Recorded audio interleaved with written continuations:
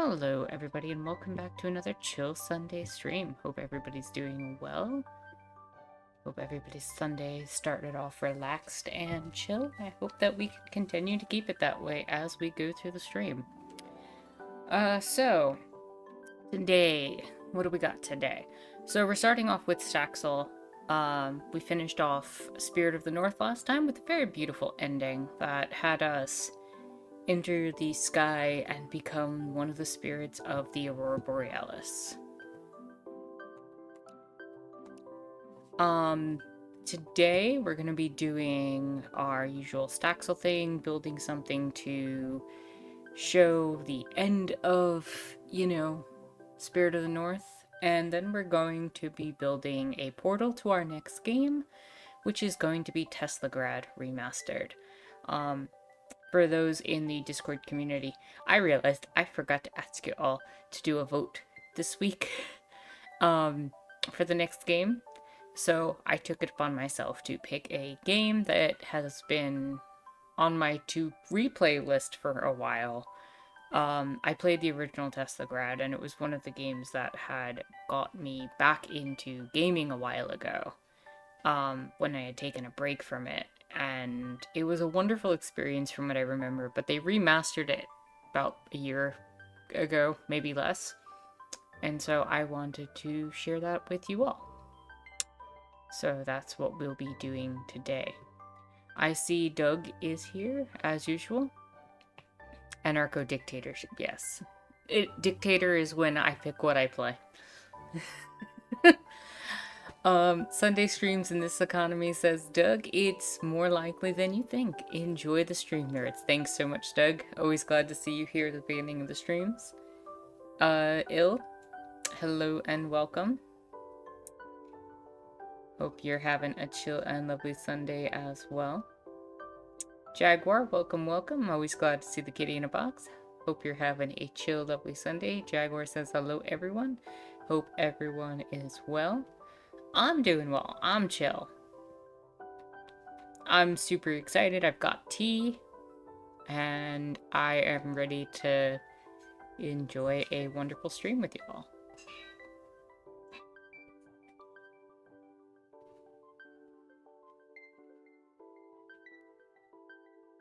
Let me just make sure that Windows didn't mess with something. I think it's good, but yeah, we're still good. Okay.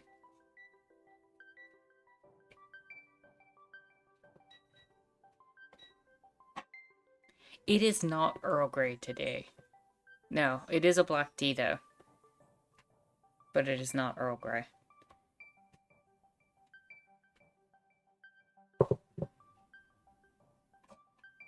Hello and welcome, Duke. Welcome, welcome. Hope you're having a chill, lovely Sunday. Glad you could join us.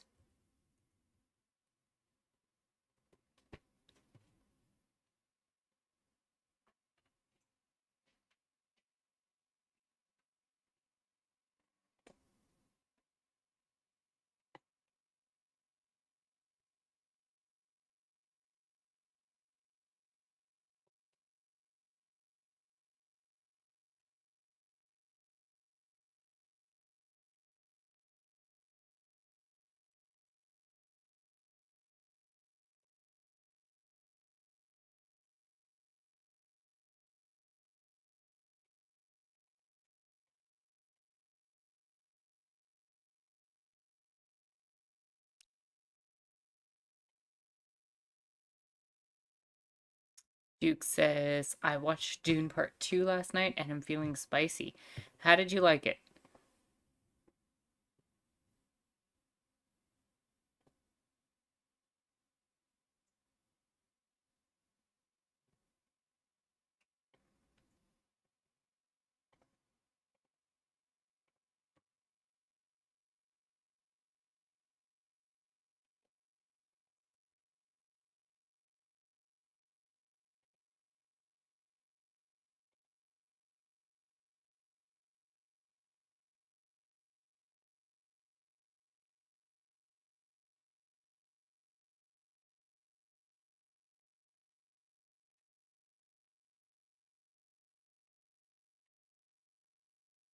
Also, since you asked, I'm going to drop the name of the tea that I'm having.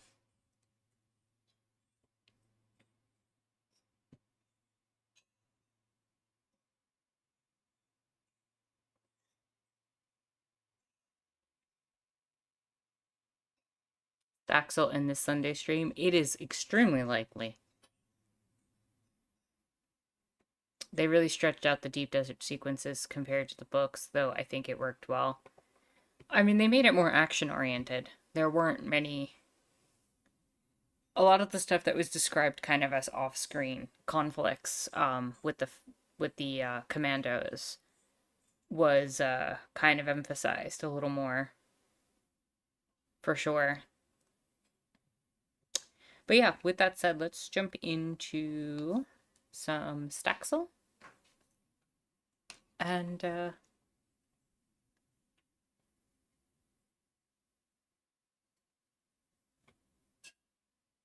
I think the changes they made with Shawnee undermines a bit of how complete Paul's victory is at the end. It's an interesting change that I'm not sure about still. That was my feeling. I don't mind the change from a perspective of evolving Shawnee's character. My issue is how they're going to tell Dune Messiah. Because part of the reality of Dune Messiah is that Paul was victorious. And how problematic that is.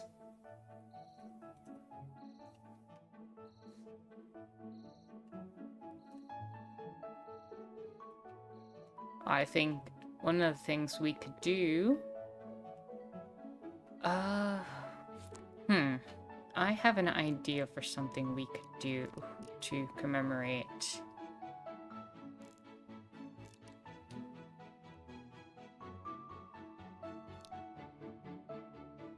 Jaguar says, I want to know how Jessica was per Gagadan for 2 years.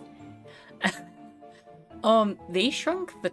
Yeah, they did a weird thing with time there, because, in the books, 4 years pass from the start of the first, scene in Dune to the end. Paul goes from, like, 15 to 19.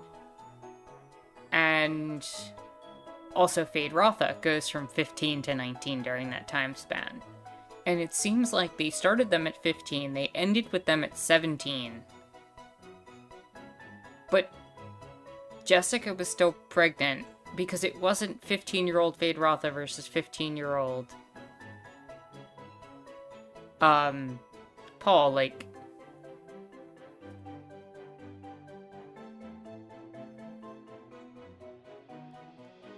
No, the thing is, dude, it's like, the whole point of Dune is that whether he lives or not, things were already set in motion.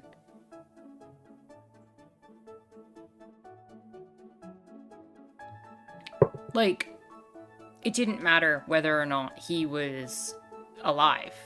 Things were set in motion from the moment Jameis was killed.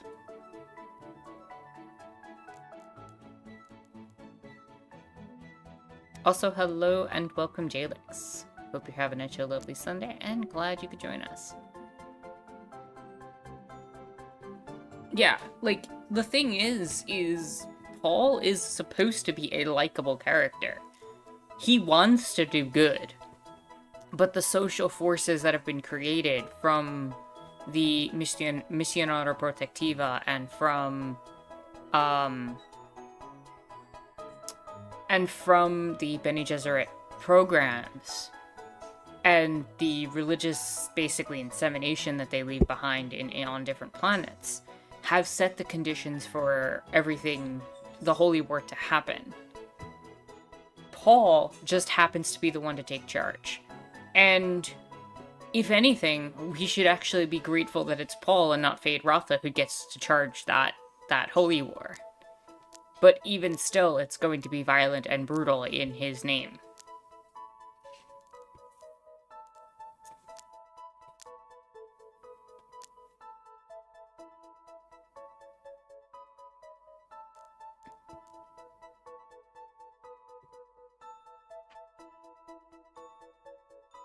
I don't even think he had control of it. Messiah, Children rather, makes that very clear that he did not have control of that.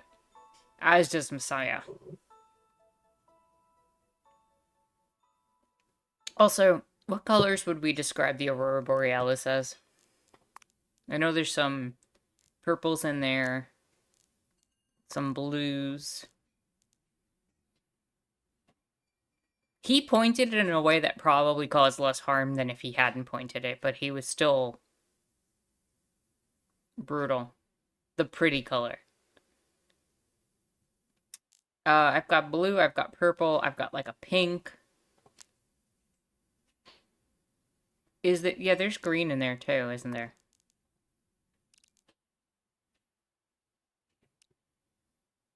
Blues and greens. Isn't there a purple? Aurora Borealis. Images. Yeah, there's some purples and pinks there too.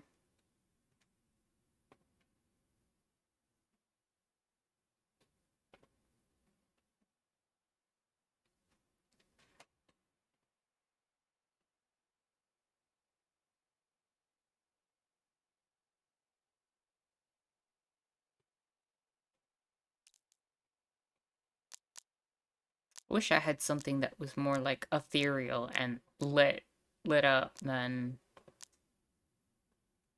a lot of the muted colors, but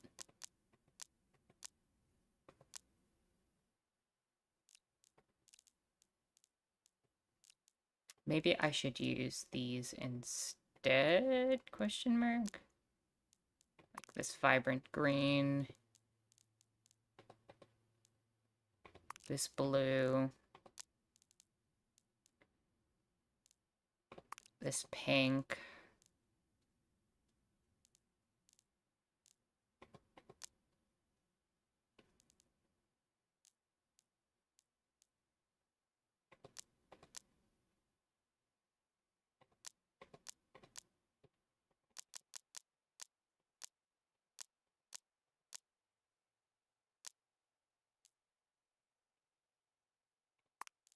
And maybe this purple.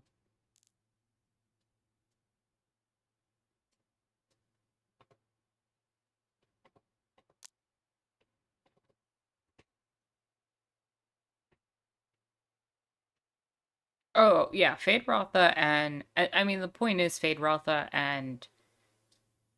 I mean, the Lady Jessica is kind of like proof that Fade Rotha and Raban did not have to be who they became.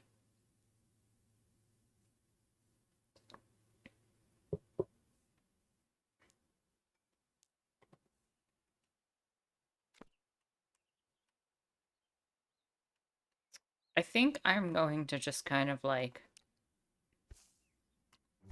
make kind of like a stream of like an Aurora thing. See if I can kind of mimic that. I don't think I can though. Like I'm trying to think of how that would even look.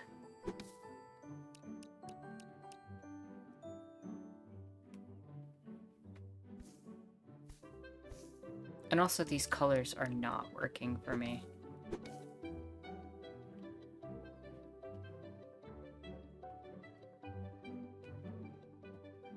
I mean, the fact that in the second book they talk about the potential of Alia and Paul getting together should tell you everything you need to about the Bene Gesserit program.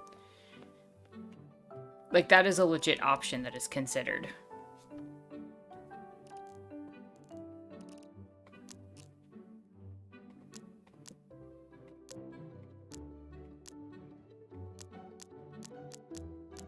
I think these are better for the vibrant colors I was looking for.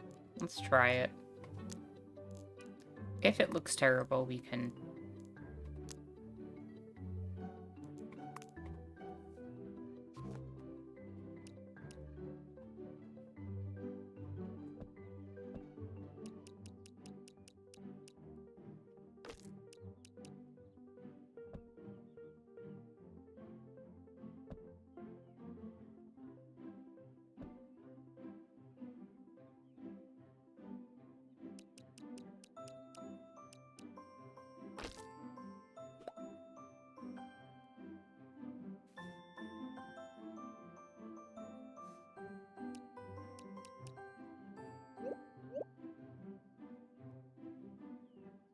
That glitched. Okay, there we go.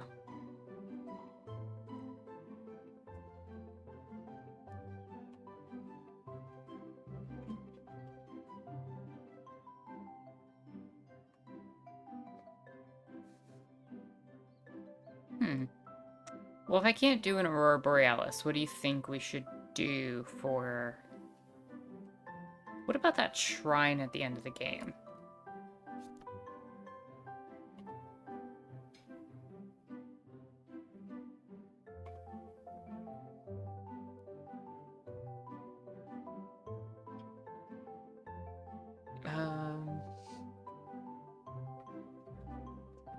Let's see. Spirit of the North ending. There was that shrine with 2. Let me see what that looked like. I'd have to pull it up from last stream.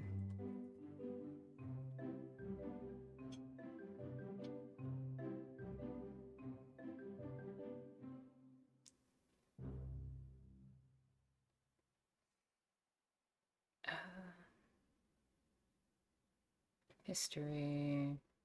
No, my channel. 5.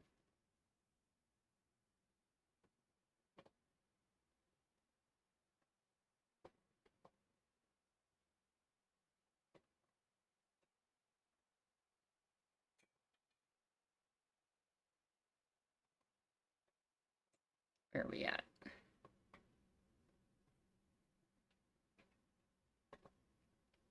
It was the statue with the 2 wolves. I don't even know if I could make that happen.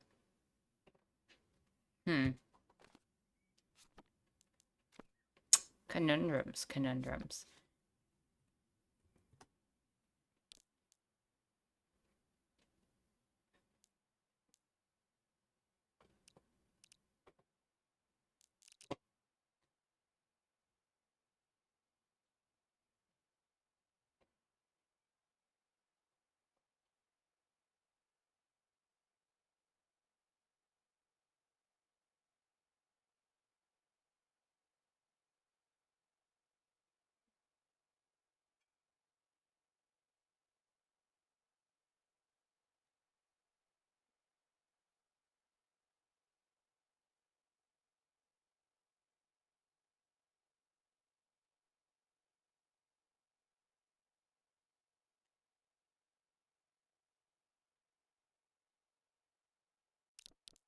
Or 2 foxes, rather. I forgot they're foxes.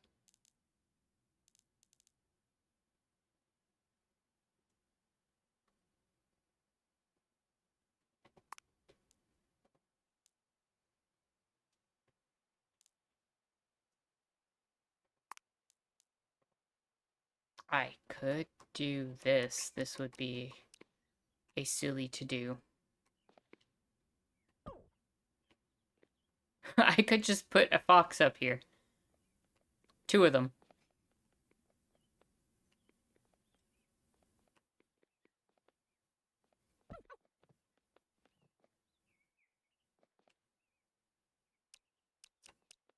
And then I could...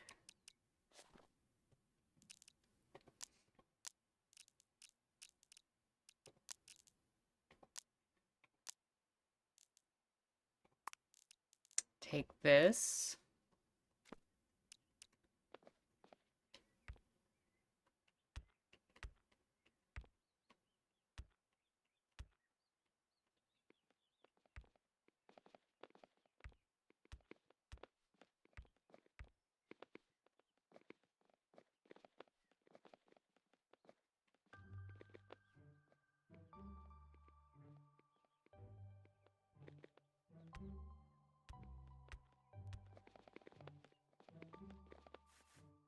Two, three, 4. 1, 2, 3.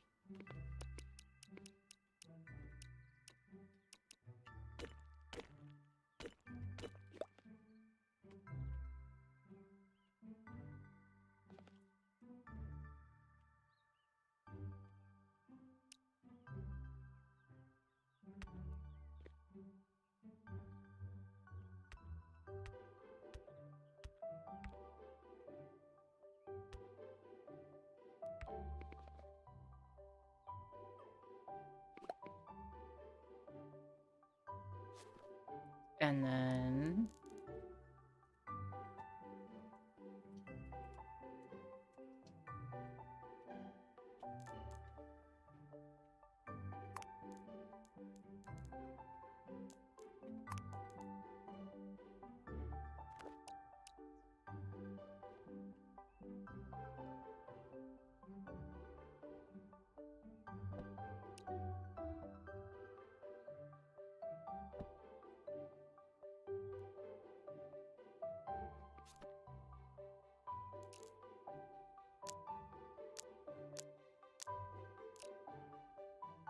We're getting a little creative here, aren't we?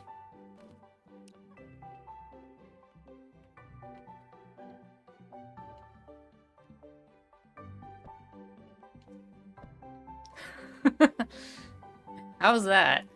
That's about as good as I'm gonna get.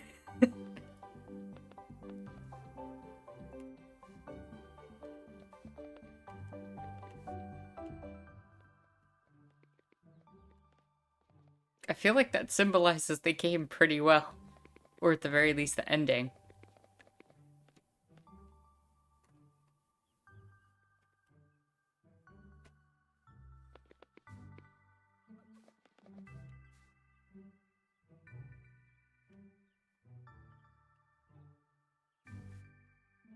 We had all those statues with blue and red energy. We had...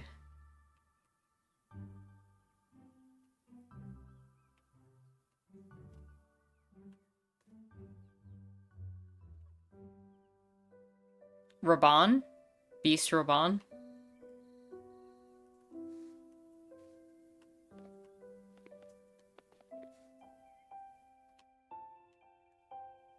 We've got the little fox statues. I mean, that's about as good as we're gonna get, because there's no way I'm gonna be able to handle making the statues in this game.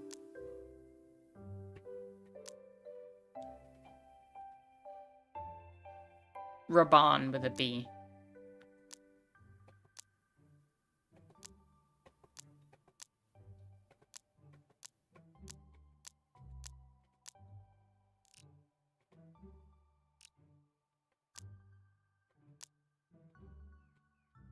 And we got our two little spirit foxes here.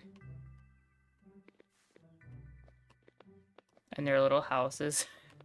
And I think this is cute. This is a good, I think this is a good way to memorialize things. I am going to try to put some blue lights of some kind. Maybe some fairy lights around. To kind of give it that ethereal, maybe aurora look. And maybe put some of these green and blue mushrooms around.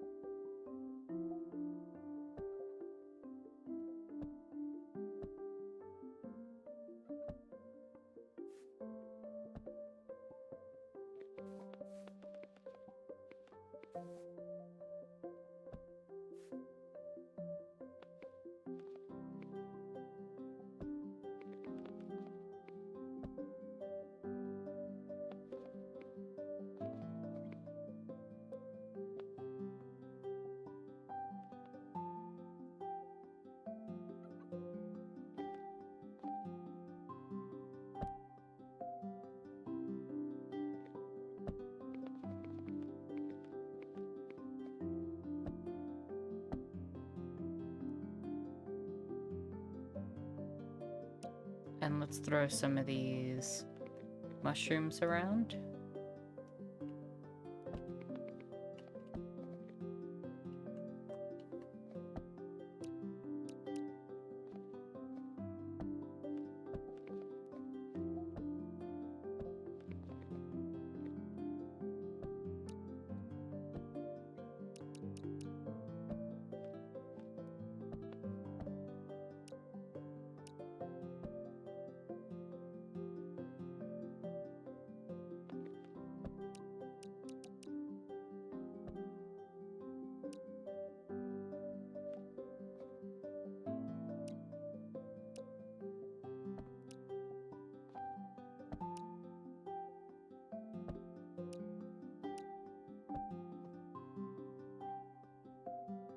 There we go. Kind of looks like the start of the aurora there.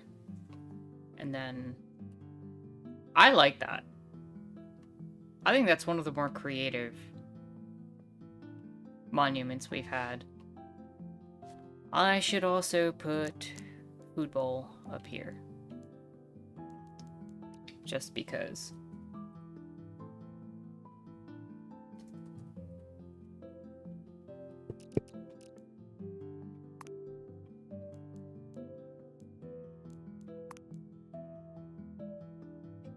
Because they gotta eat.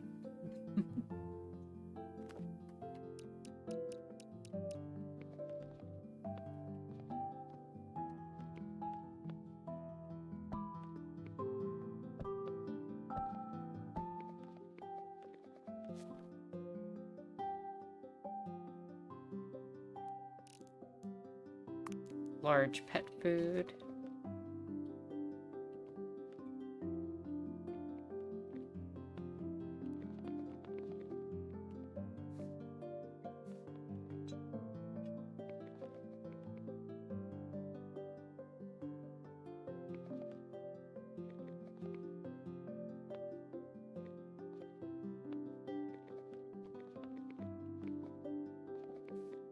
Alright. There we go. Now for Teslagrad. Let's see. Hello and welcome, Perry. Hope you're having a chill, lovely Sunday. Glad you could join us. What is Teslagrad about? Teslagrad is a story about a young child who is captured by a tyrant king and has to escape. And that's about all I'm going to give away. But electricity is involved.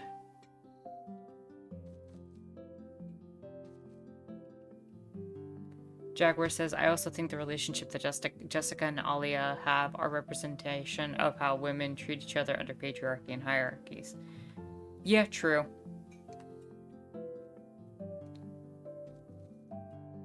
Dukes, I think a lot of people have just picked it up for the first time as a result of the movie, which I think is great because all these people are going to find the twins and then the Worm King. Oh, the Worm King.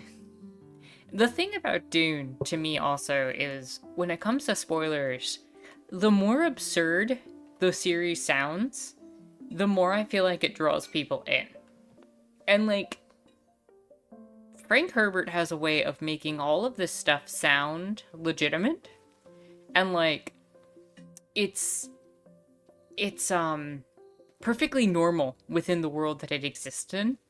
But if you start to describe it to people, people look at you like, what are you talking about?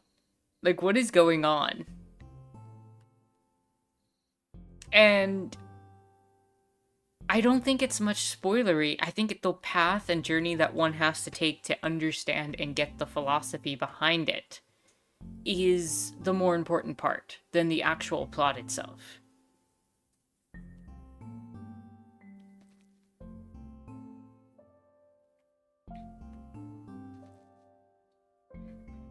Jaguar says the spoilers did help me get through the book because my brain needs to know all the details in order to understand something. And there's a lot of details, right? Like, there's a lot of little details that need to be explored in Dune.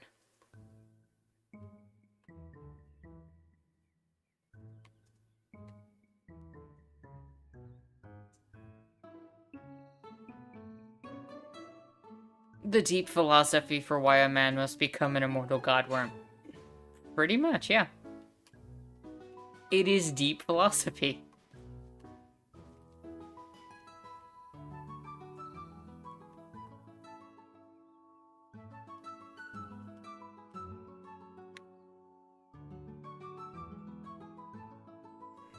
The God Emperor be like, would you love me if I was a worm?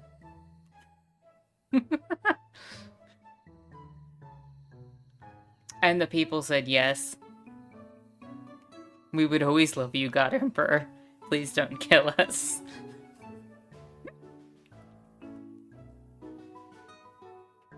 I'm trying to think where would be a good spot to do a portal for Teslagrad.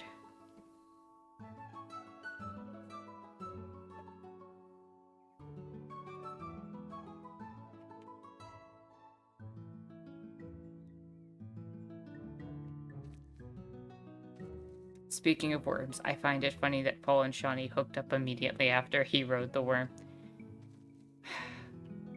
That scene was really well done. That scene was exceptionally well done. Shai Hulud is true.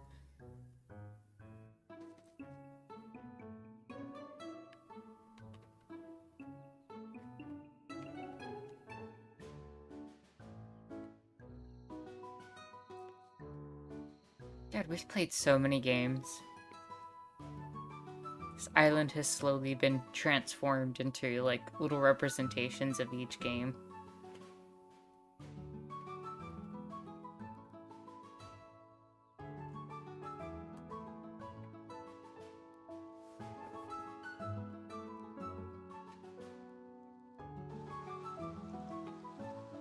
They also completely skipped over Leto the Second, the Elder.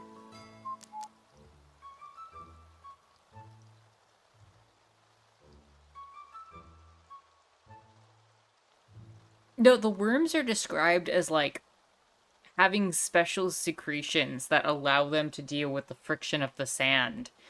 And, like, to an extreme level of detail, and how they end up sparking fires out of the back of them. Like, the level of detail he goes to about describing these worms is literally just absurd.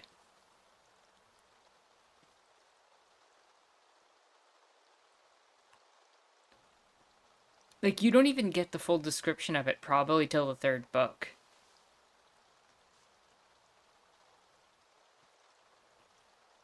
Pretty much right before the god worm is slowly being born.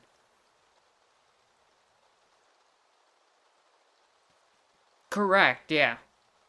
With the spice, you know, the spice fields and all that, and the spice pools that accumulate and explode.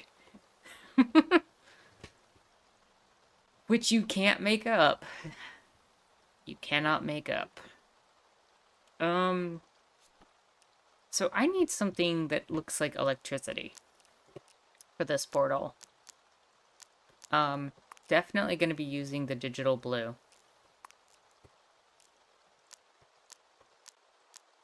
During this portal making. But I need something that looks like sparks.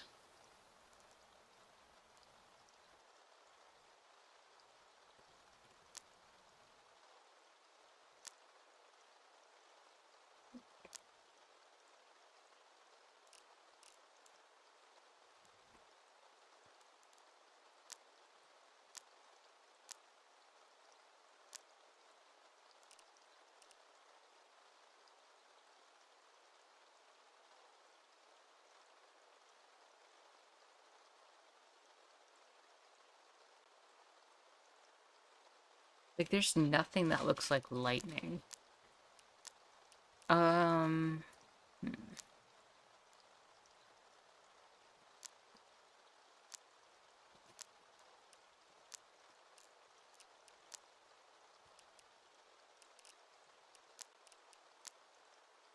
Let's just look through and see what we can find.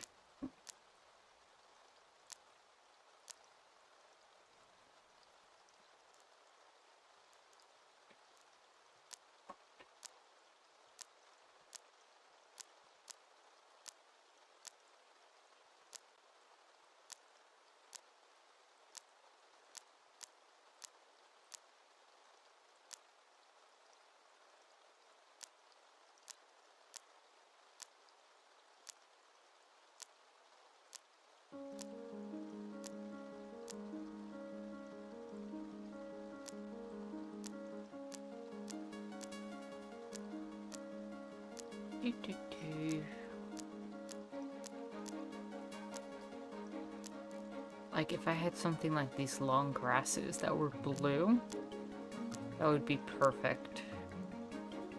I could potentially work with these. Let's put that in the inventory for right now. See if we find something better.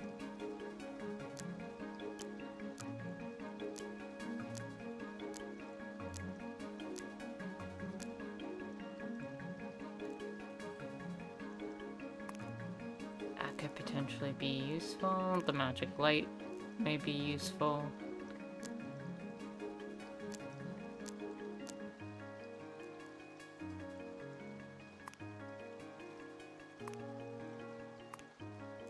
Blue crystal ore might be useful.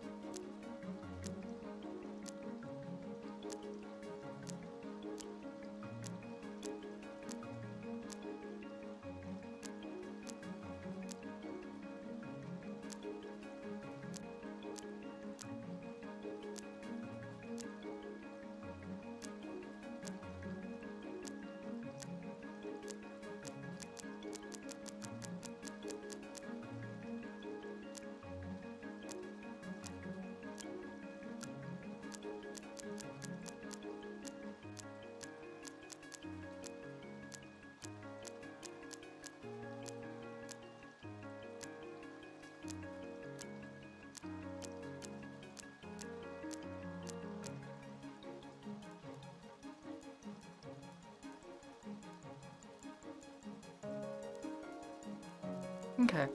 I think that gives us our options.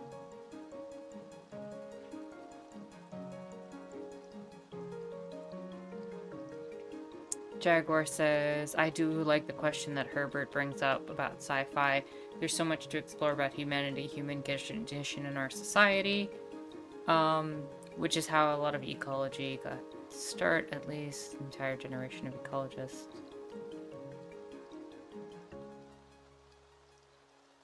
They say that art has no... Is there a reason for House Carino to have so many historians? No, what's his face? The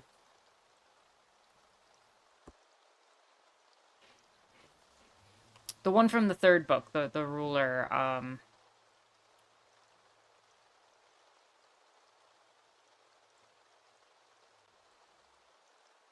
Faradin. Yes, Faradin also has a history thing. I mean, it makes sense if you're part of the longest running emperor, you know, the Padishah Emperor and the House Carino's rule lasted for literal millennia. So it is unsurprising that they would have historians.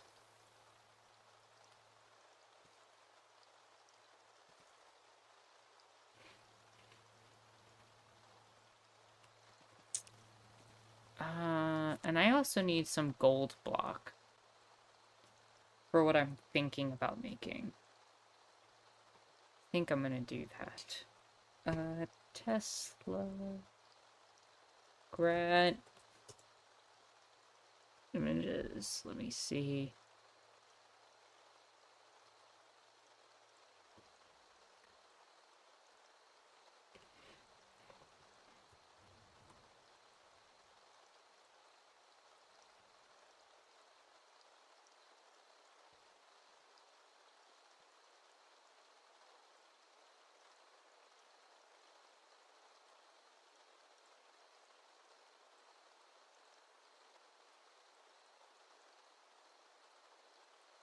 Forgot that that's red. I thought that was blue. Maybe that's the remaster that has it red.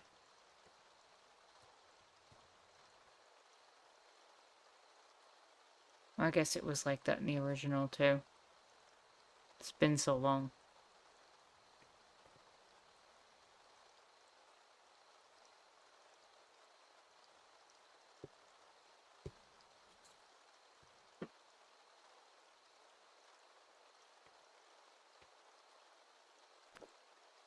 Well, you know what? Ours doesn't have to be the same.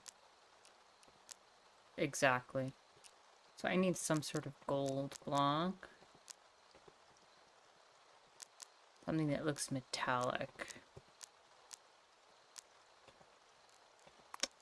You will do. If I can't find something.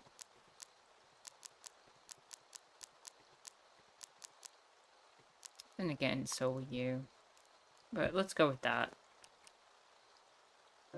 Alright, so we're gonna want...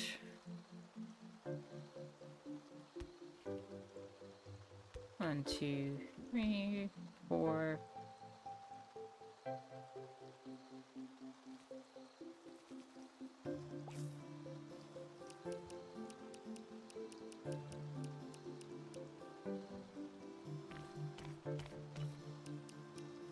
I kind of feel like this should be underground. But also I want to be able to find it again. So maybe not.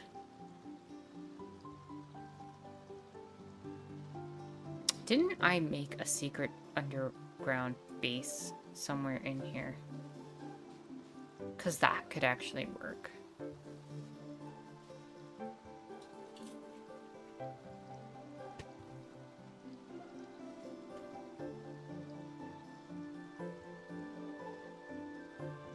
The start of chapter quotes really make the series, especially because they inform you in like across books.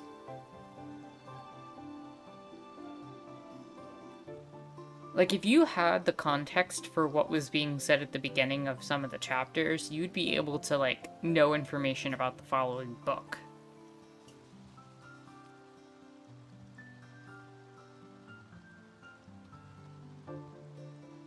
Which is just kind of wild to me, how he did that.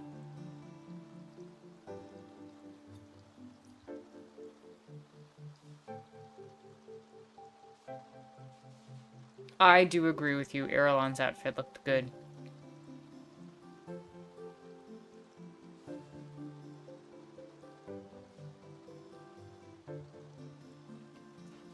The spice must flow. Oh man, that's funny. True.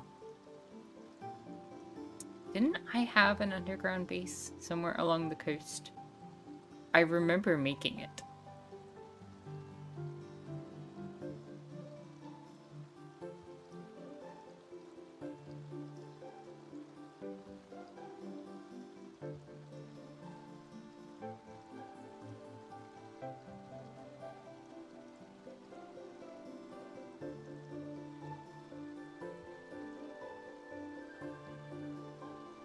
And I feel like I had lit up a tree along the side also to kind of represent that.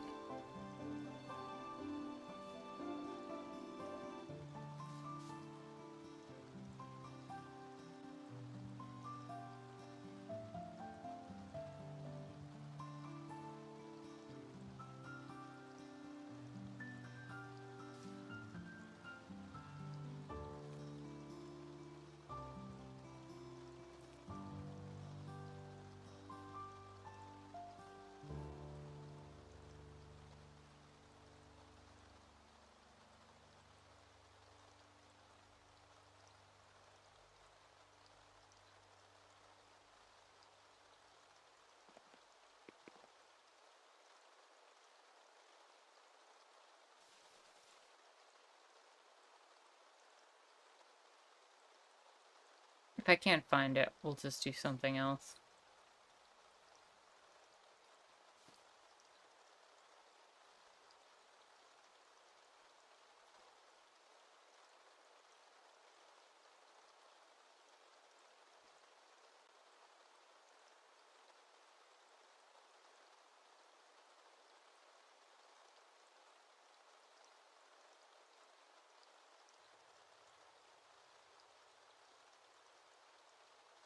I had thought it was near here, but maybe I am wrong.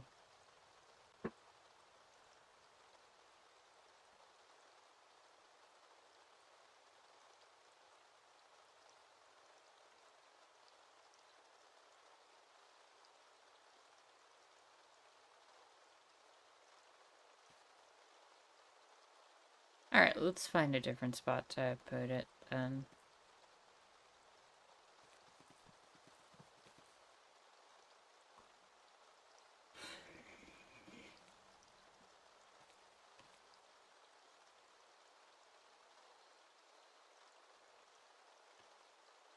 I agree with you. They did a really good job with the ending scene, like setting that whole thing up. It's just really Shawnee, Jessica, and Alia that are big question marks in my head going forward.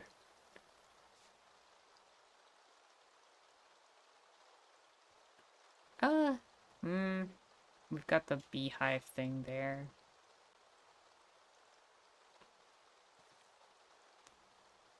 I don't know if I want to put another yellow portal so close to it.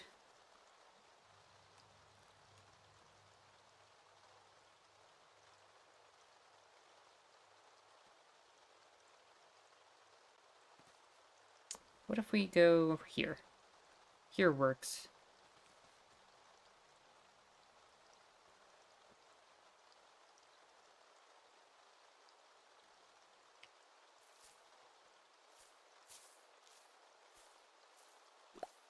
There's actually a scene in the book where Paul sees two different pathways for the death of Baron Harkonnen. One is by his own hand, where he says, "Hello, grandfather," and one where he dies by someone else's hands. In the book, it is the someone else's hands that kill him. In the movie, it plays out with the alternate scene from Paul's vision.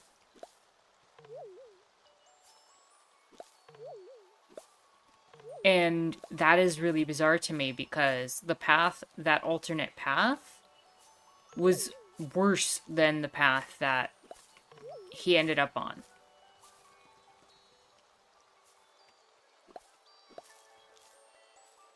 Like, they had it seem like Paul was embracing his Harkonnen side a little bit too much.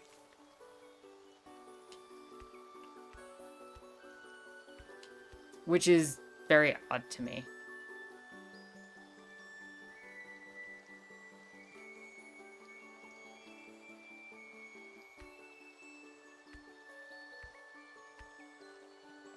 Two, three, 4, 5, 6, 7, 8, 9.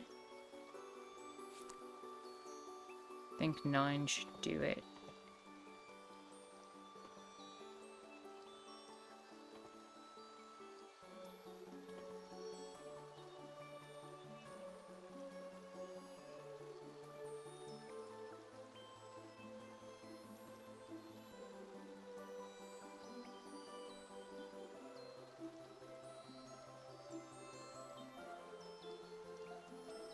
And then...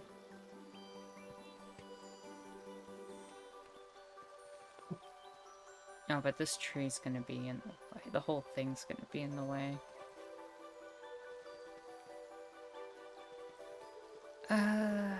You know what? We can work around this. 1, 2... We have more room on this end. Move it over by 5.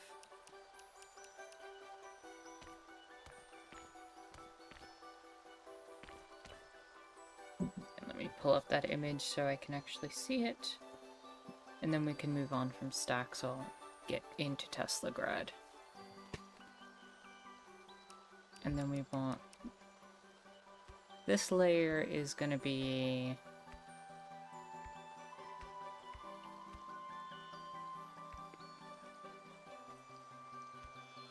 $10, $11...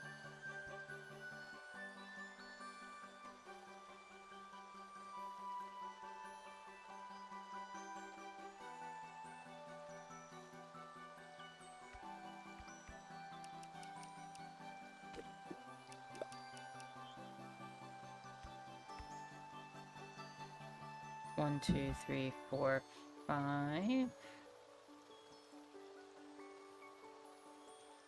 6, 7.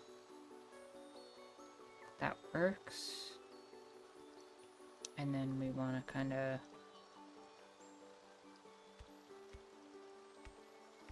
do something like that.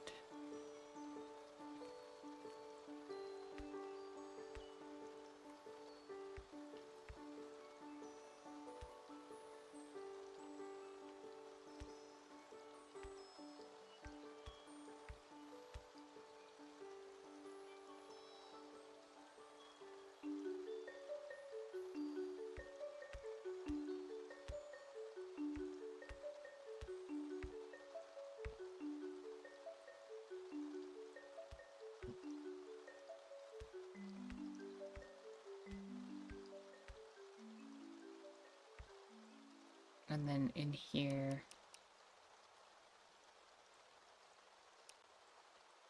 we want the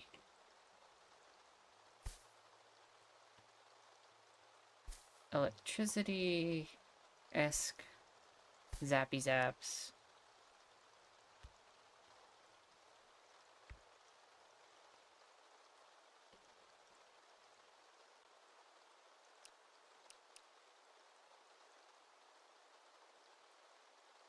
And the electrodes.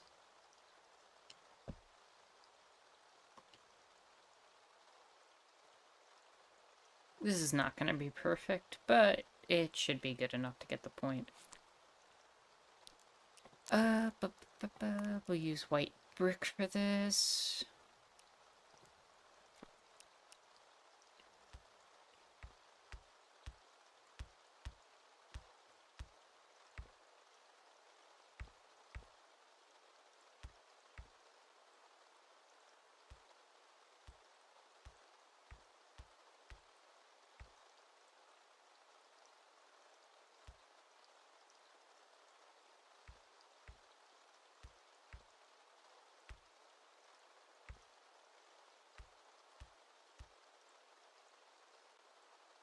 And then we're gonna wanna kinda...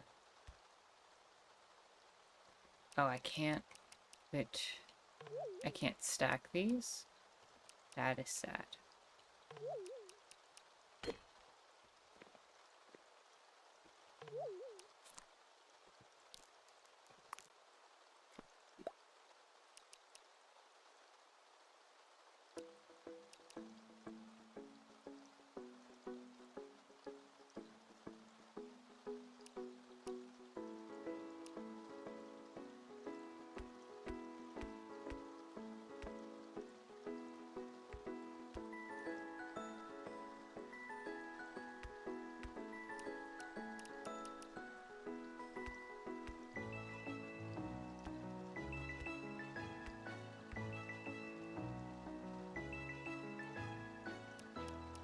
I think it'll make more sense what this is after we play the game.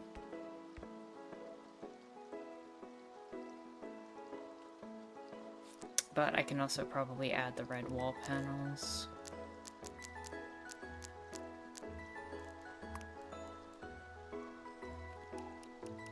On the sides.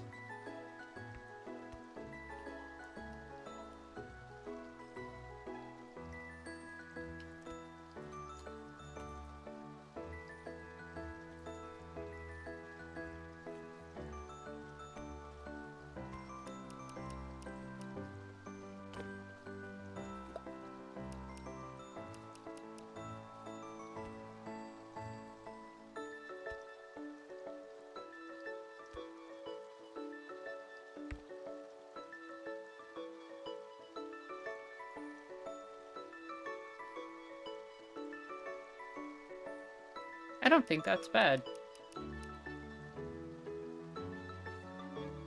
Alright, so I think with that, we can start making our way into Teslagrad, but let me catch up with chat first.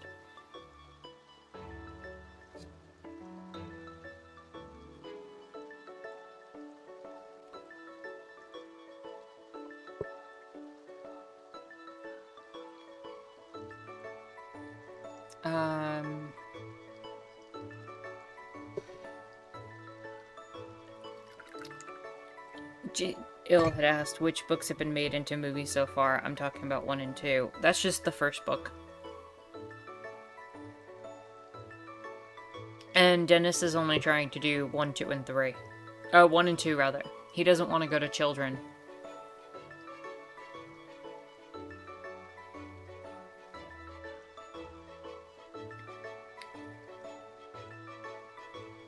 There's a lot of Dune books, but, only 6 are written by the original author.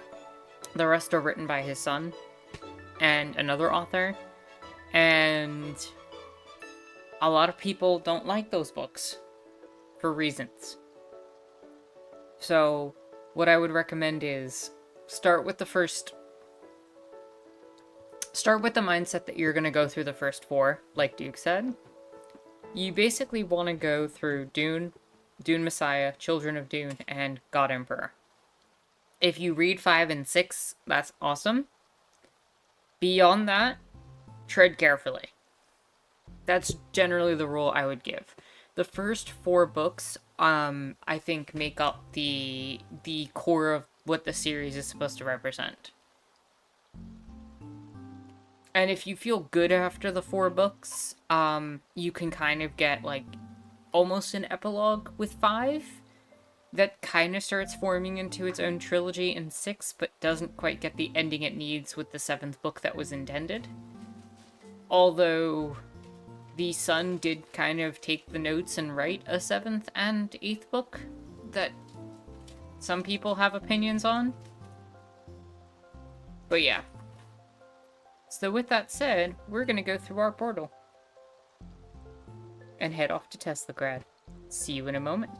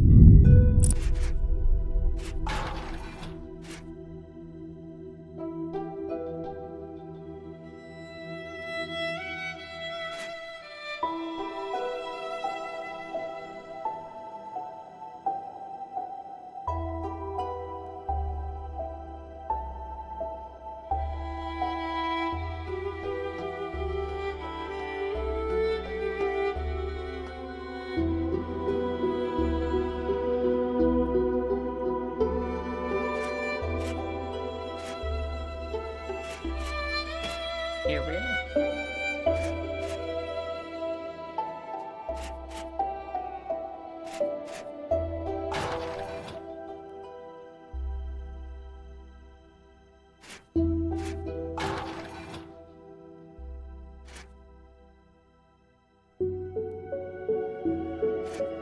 I may have to,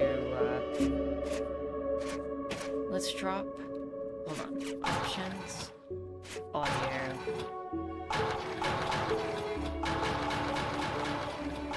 Let's drop that down.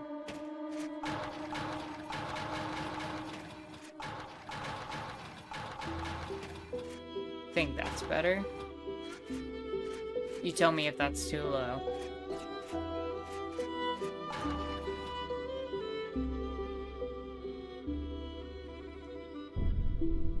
It is not picking up this controller.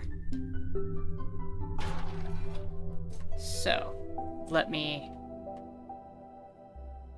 use Steam to fix that. Enable Steam input.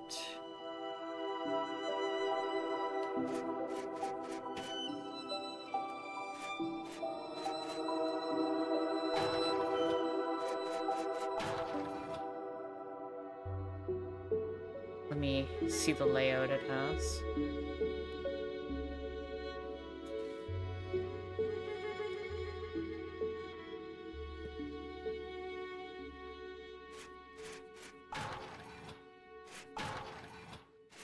Gonna have to very quickly reload the game.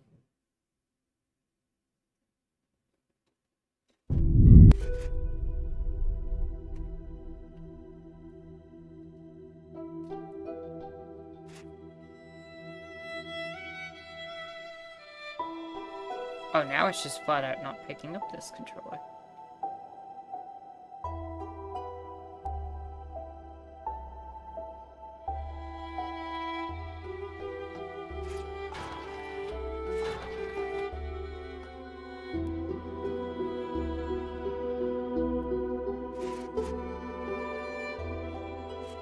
Oh, yes, it is. Automatically switch to Xbox controller button layout. That's fine. I can work with that. New game.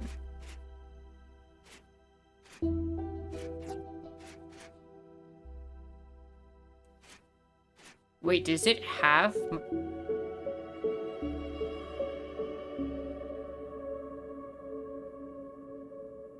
Does it have my save game from my original playthrough? Is that what that is?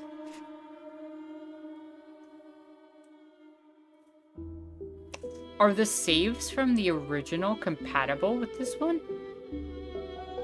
If so, that's fantastic.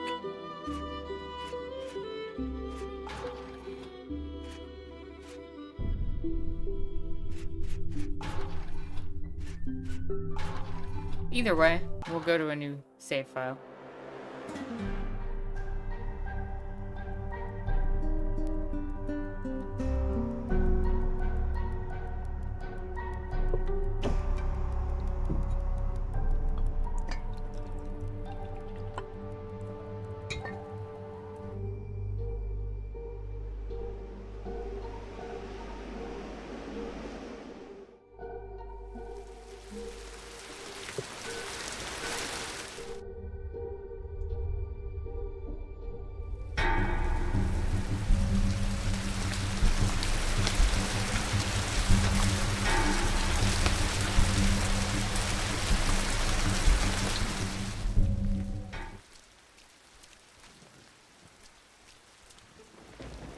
Kind of somewhere between a Metroidvania and a 2D puzzle platformer.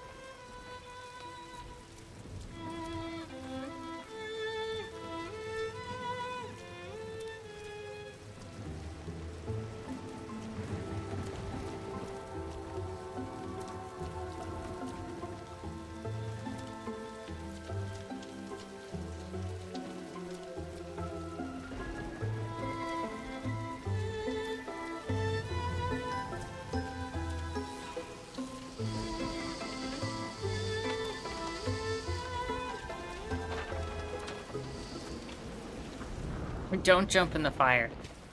That is a surefire way to die.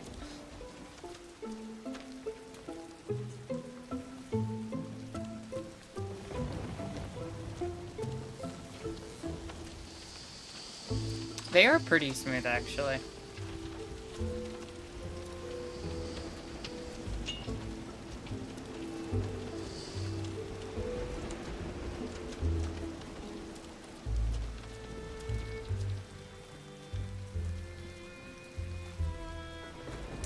The army of the Tyrant.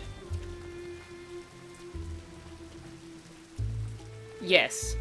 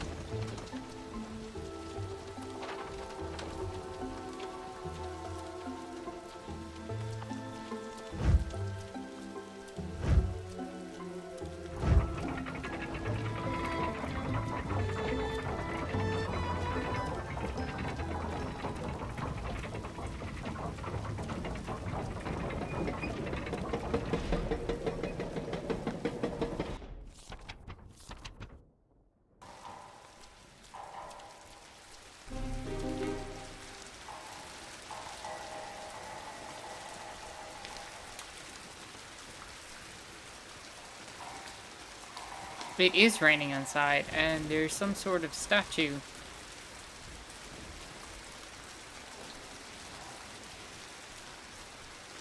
And a drill that has some sort of, like, lightning hammer on it.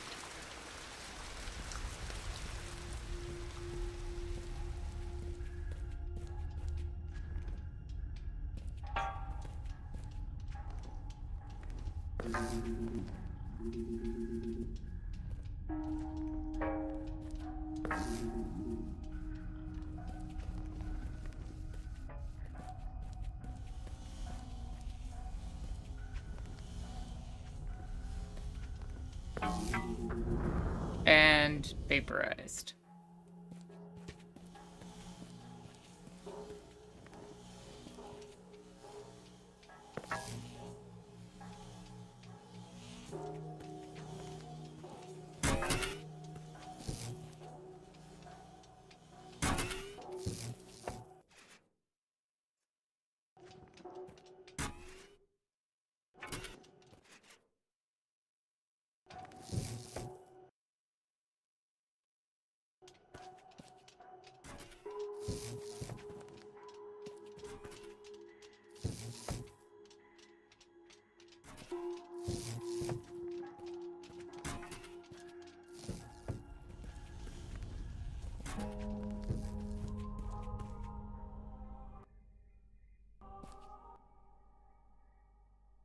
There should be a way to zoom out on the map.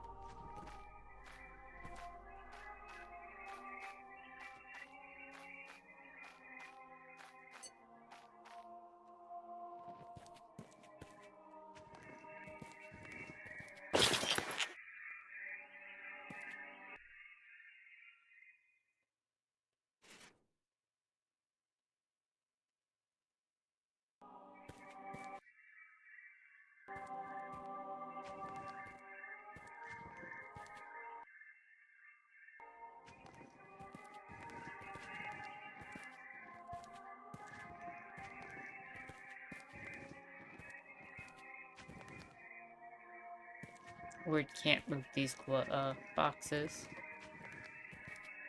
But we have some sort of glove that we picked up.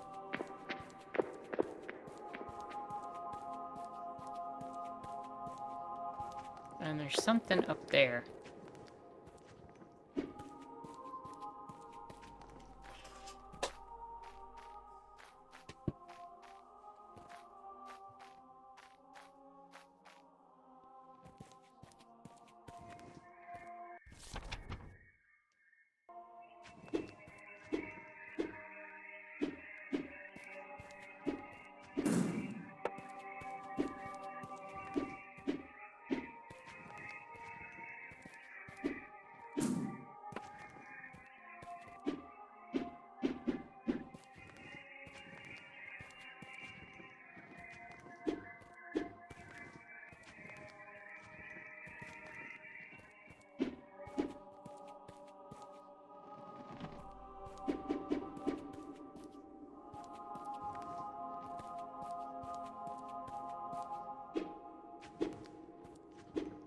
Is that something we have to get later? I forget.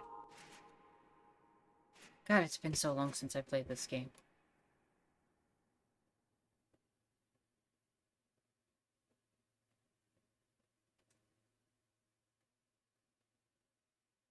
Give me a moment. Just need to refresh. Because it has been so long since I played this.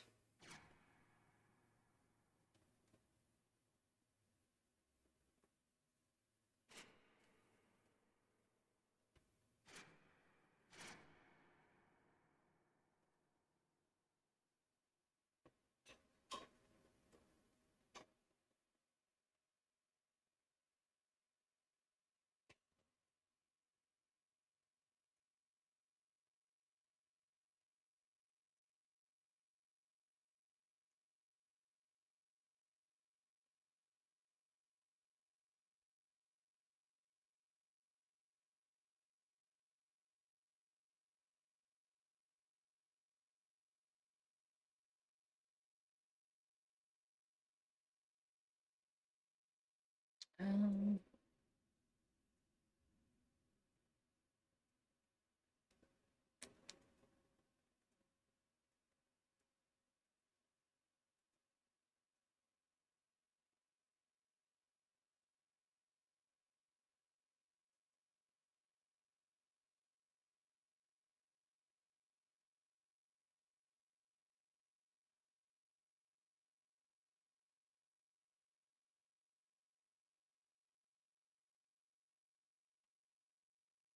okay, that's how you do it.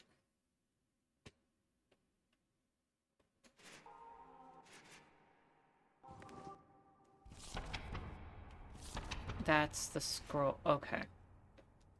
Yeah, it has been so long.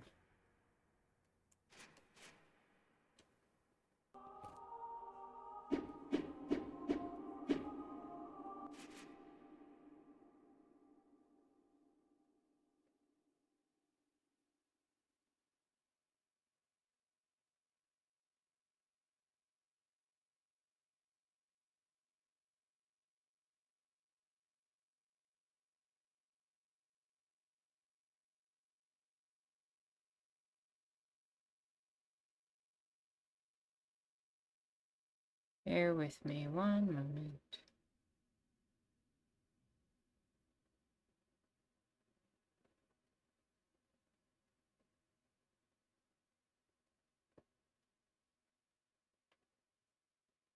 Okay, it is possible to get that here.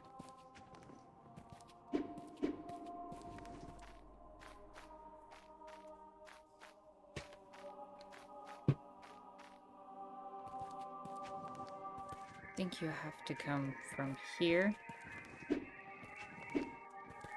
Or did they make that impossible here?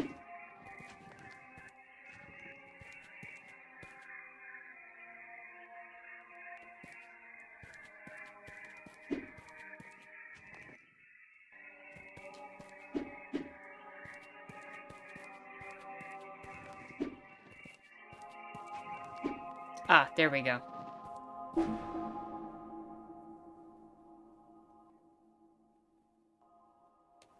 That's the first scroll.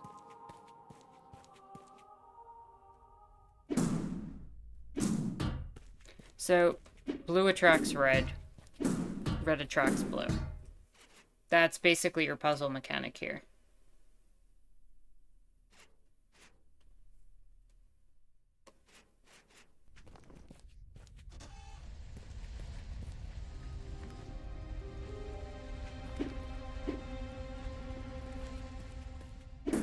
And you can set the polarity between red and blue. So it's just positive and negative magnetism, basically.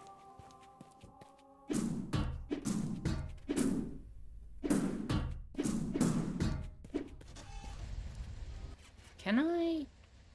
Hold on. One more second.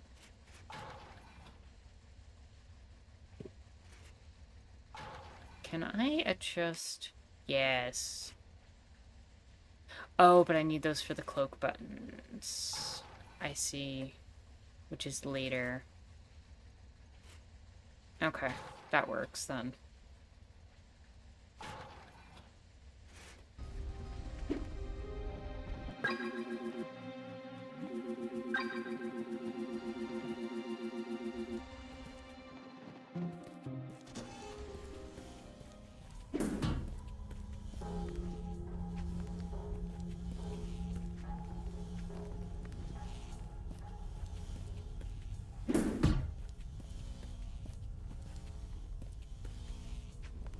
Did we talk about the premise of the game, or did we miss that? So at the beginning of the game, the protagonist's father brings them home and then runs off in the direction of the castle. We don't know what's going on. And years go by, and an invading army comes from the Tyrant and starts to move towards the castle, where the child runs off to. That's what we know so far. And there's some statues in the background that are kind of telling something about some sort of person with almost like magical abilities.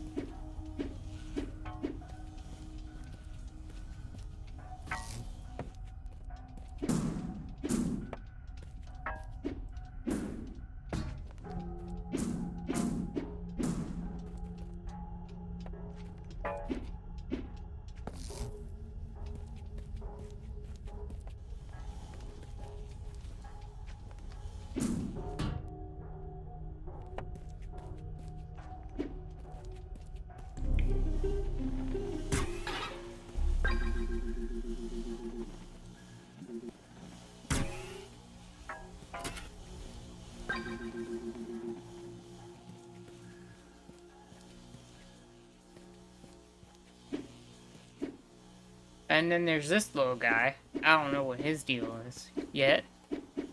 But he's blocked off by electricity, so we gotta go down.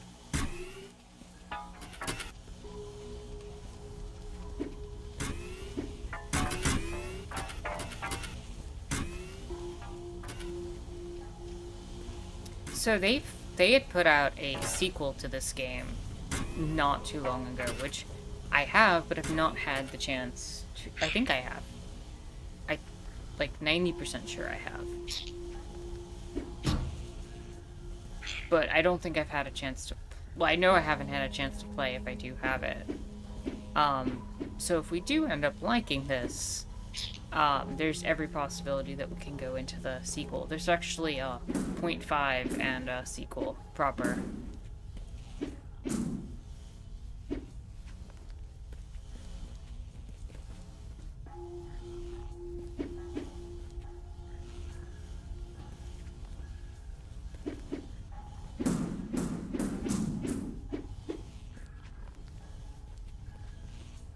How do I make you go up?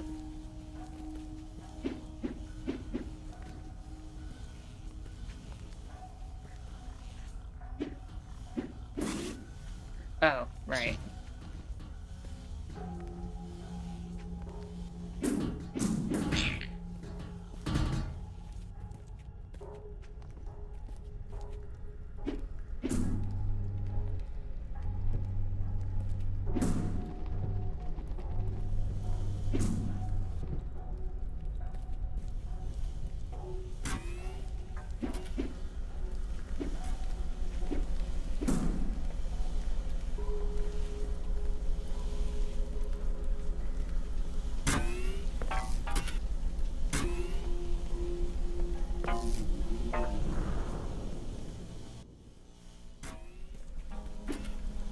How did Edison current electric bill?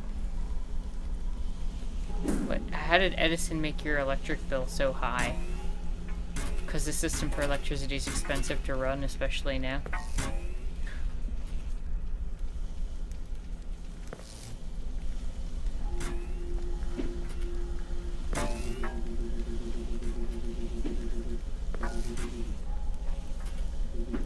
And done for.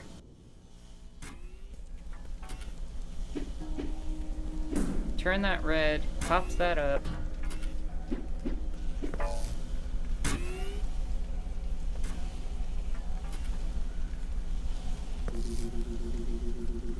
Not good.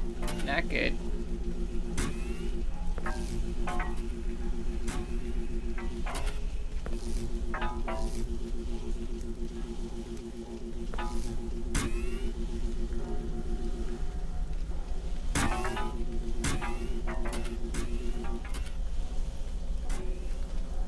There we go. Oh, and I hit the electricity anyway.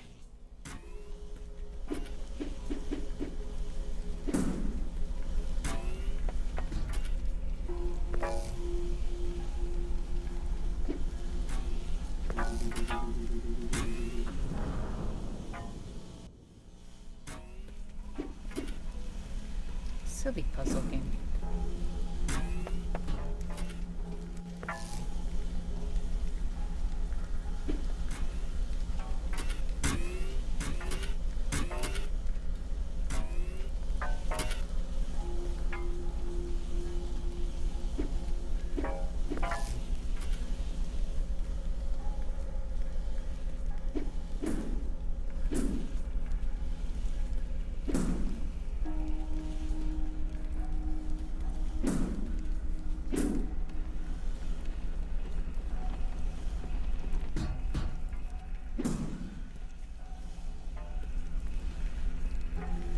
Magnets make float.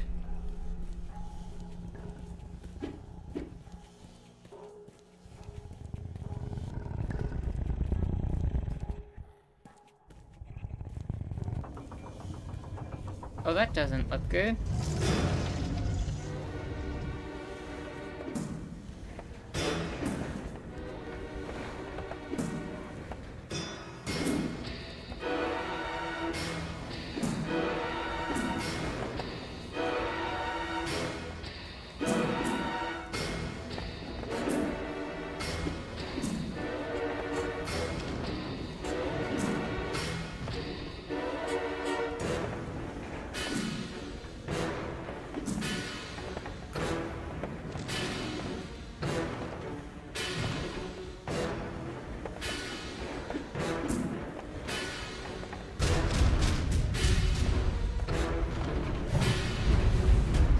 And incinerate.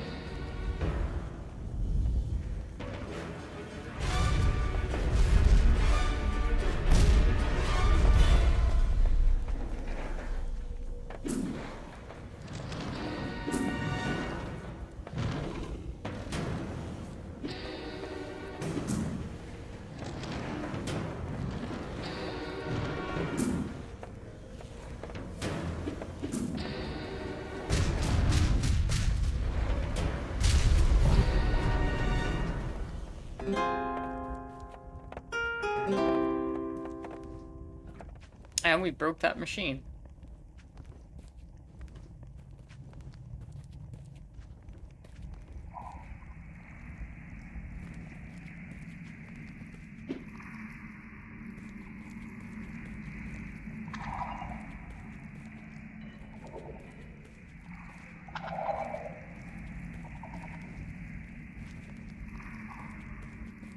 Jaguar says Tesla wanted to make a different style of electricity that would have made it cheaper and more efficient to use and run, but he got pooped on and we got stuck with Edison's way. He wanted electricity to be free and available for all.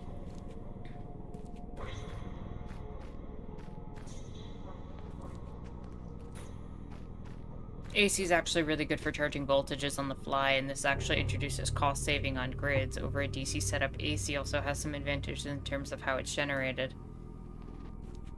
This includes needing thicker wires for DC systems, which on the scale of a grid is many extra tons of material wasted.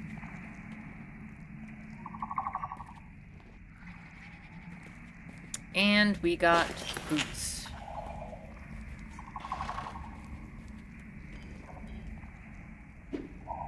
These little creatures are in cages.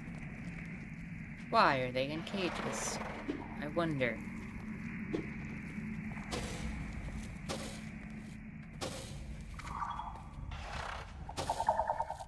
We can now zappy. We can move through metal.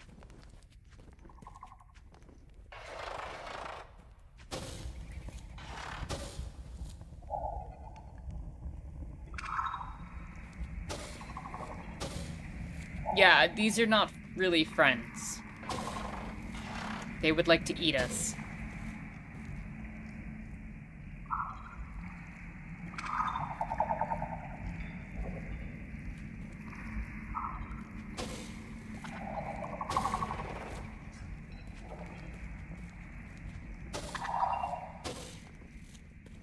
We are on their menu.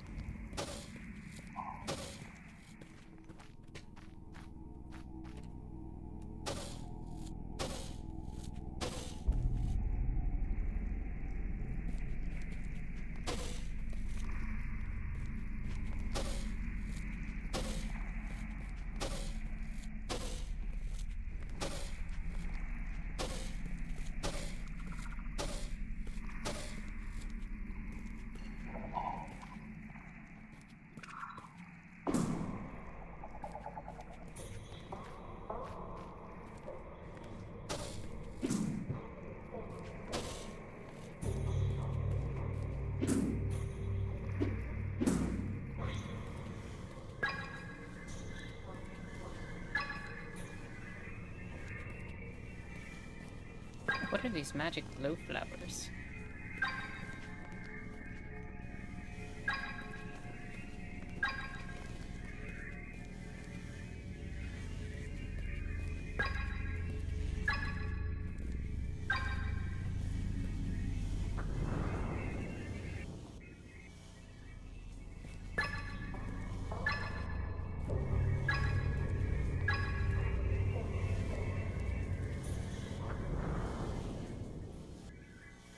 I feel like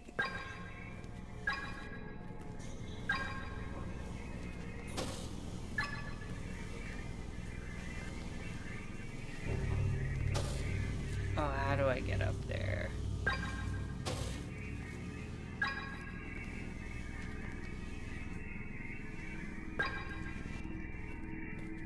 I might actually have to look at the stream window. Yeah, that is much easier to see. Or I can check if I can turn up brightness. Graphics.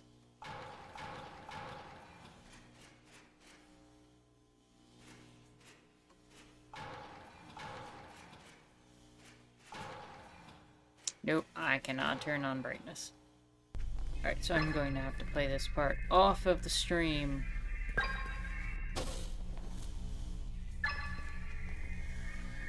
Because it is 100% too dark on my monitor with the bright light from the stream in my face.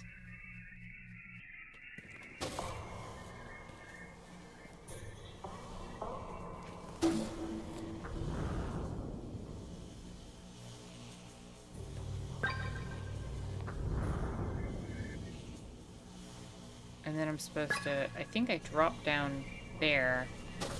Nope, I can't dash through. I know there's a scroll down there, I just can't see. No, I can't get through that yet.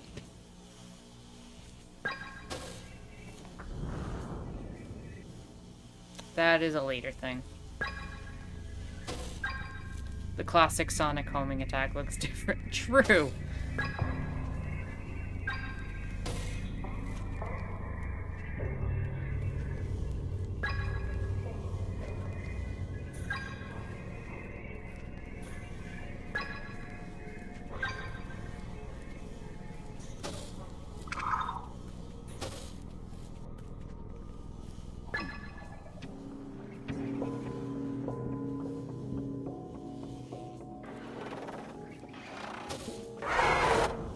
And they eat us.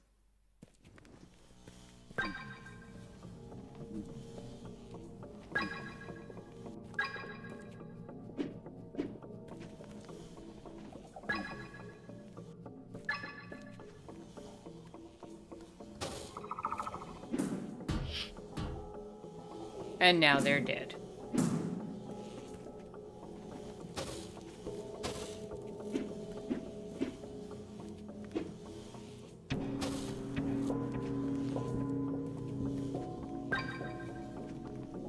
Do I need to come back here with the double jump for that one?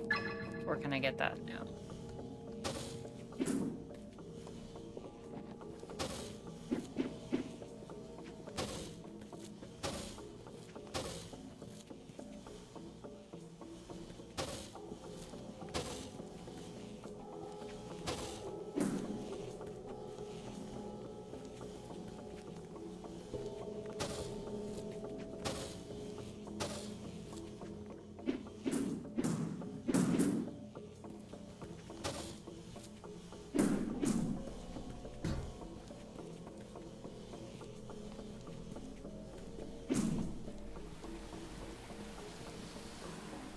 Jaguar says those flowers are pretty. They are indeed pretty flowers.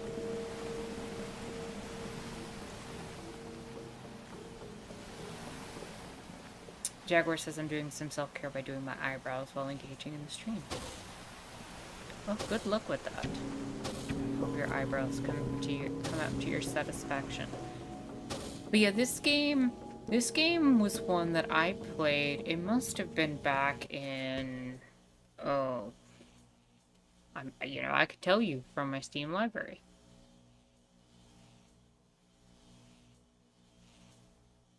Last played in 2018. So pre-pandemic, um,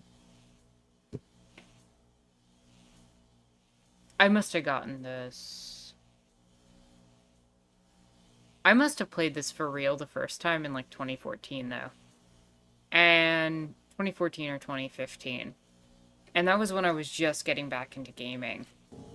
After a long break. And so this game ended up being like really significant for me to kind of get back into a hobby that I'd left behind. So being able to share it with you all is something that I'm kind of really grateful for.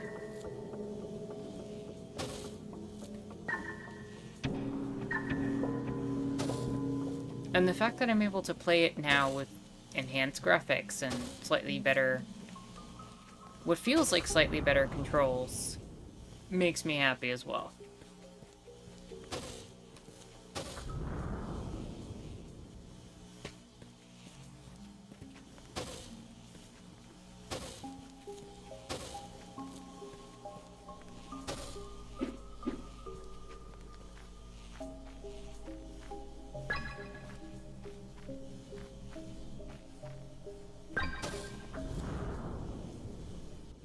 Were the old graphics pixelated? No, they were in a very similar art style to this.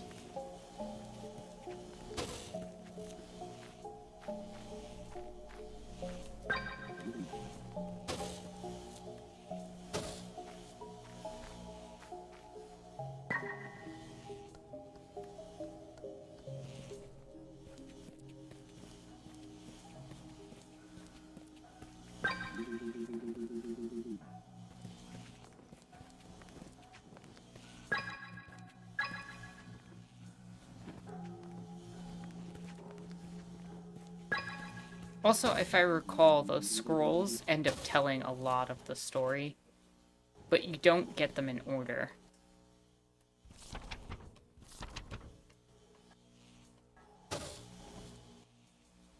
Also, where? Yeah. See, like, they come up like almost like tarot cards, but as you go through the game and you collect them all, it ends up telling you kind of in picture form the actual events of what led up to the game.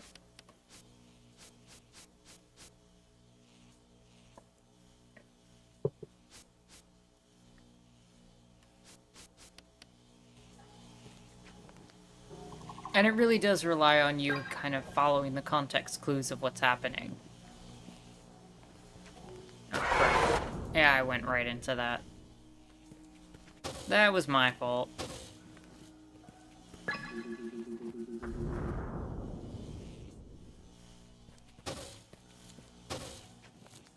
I mean, if you want, you can just look up Teslagrad and look at the old graphics. It's not like it doesn't, you know, there's plenty of images on the web.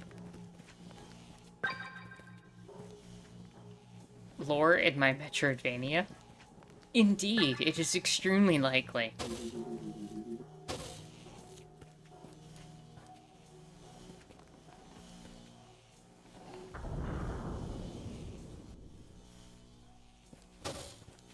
One of the things that I do love is that this game kind of just resets you. Like, you don't have to go through 8 rooms. Even though you die in one hit, it doesn't feel punishing. You know, even though that kind of might feel like an older mechanic, I had grown up with so many games that were just super punishing at the time. And so this game kind of was like refreshing in that regard as well. Oof.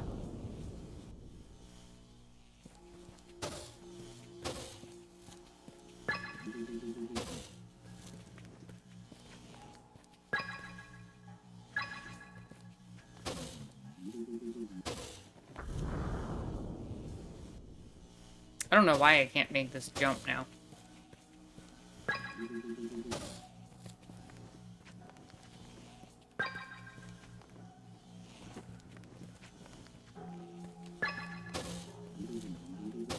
There we go.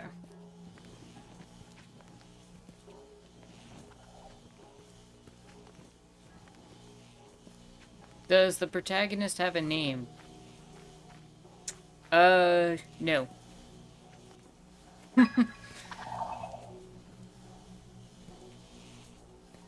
I forget. Can I zappy through that? I can. Okay. It's not super helpful yet. Oh, right. Right. I know what I have to do here.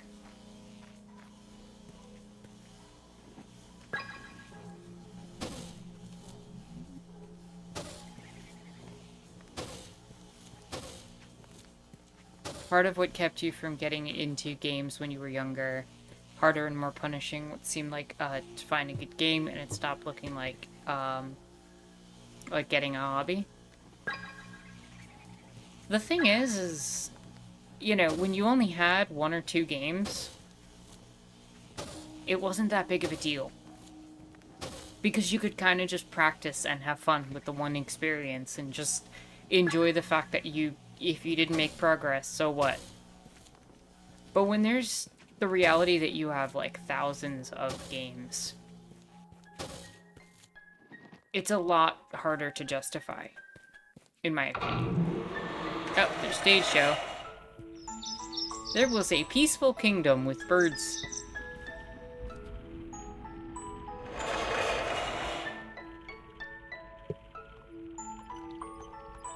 And there was a knight.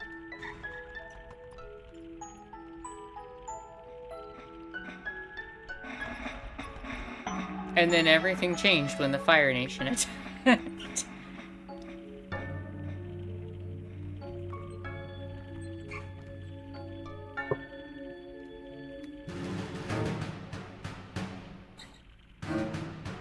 The king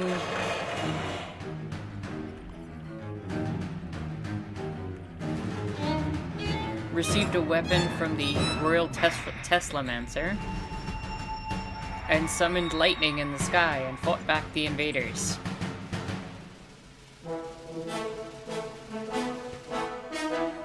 Well, then he became king. The end.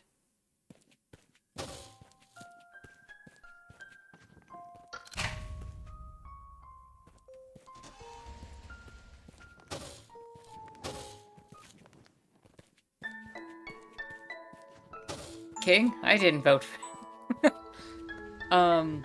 Il says, I played Halo on Legendary and it was fun, but then I started playing other games in hard mode too, thinking it would be the same experience, but it only made me play less games and didn't finish them.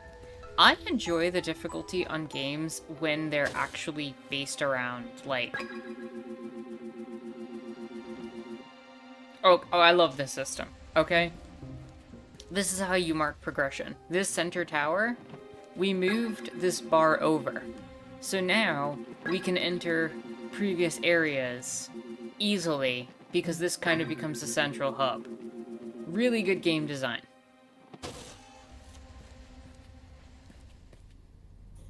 But yeah, when games base difficulty on... like...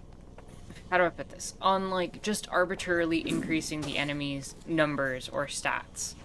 And not on something like...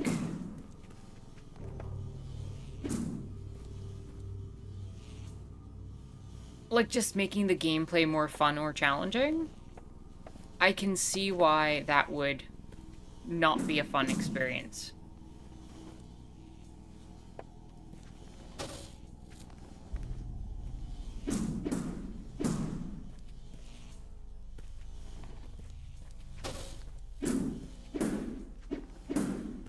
Like, there's a way to do difficulty correct, and there's a way to do difficulty wrong.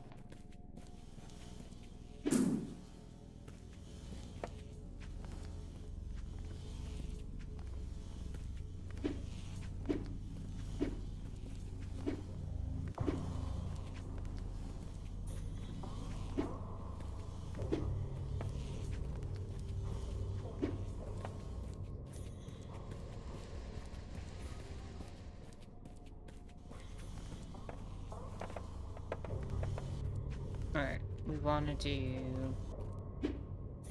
that to go up. And while we can go this way, what we want to do is something like that to push that up. And then grab one of these.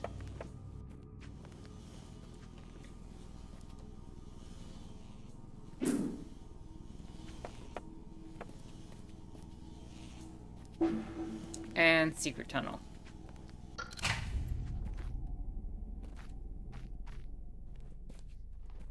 Also, hello and welcome, Gangle. Hope you're having a chill and lovely Sunday. Glad you could join us.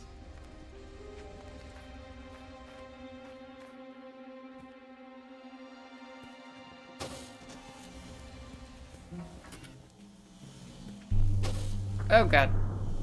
See, that's what happens when you just go without looking.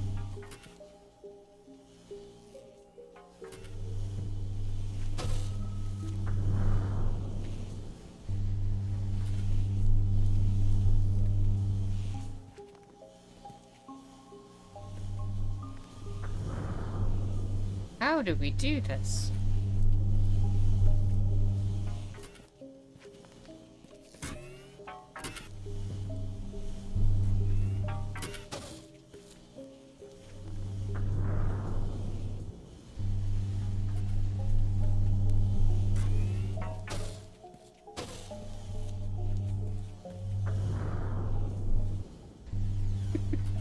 Very carefully is the answer.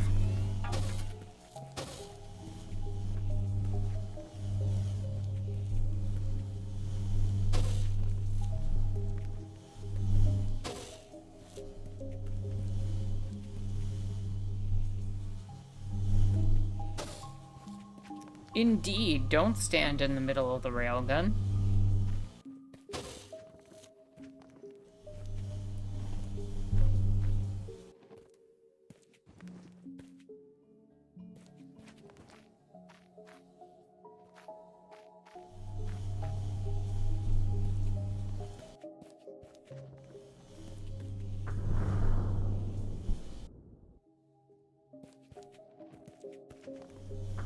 Okay.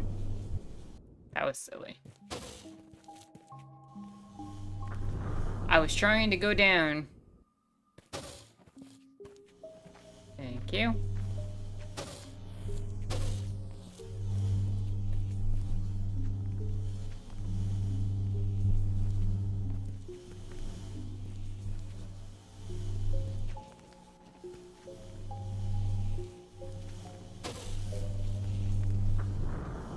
Rip. I am fairly certain there's a scroll.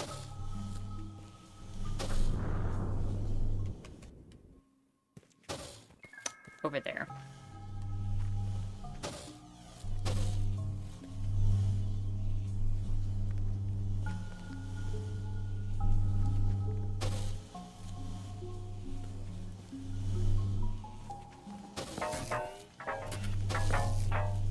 Yep.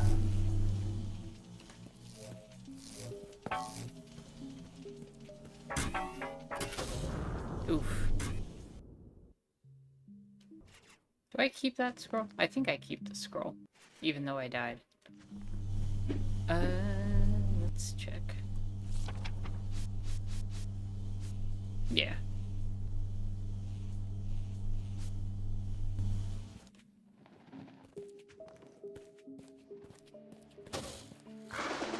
Caw.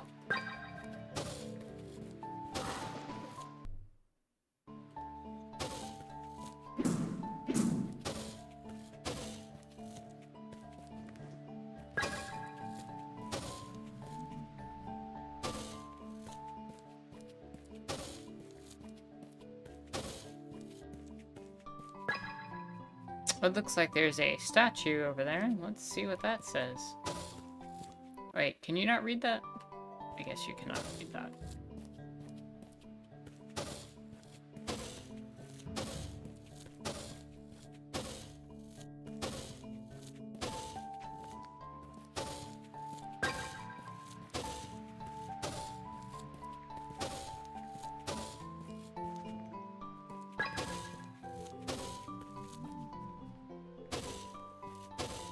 mean, that makes sense.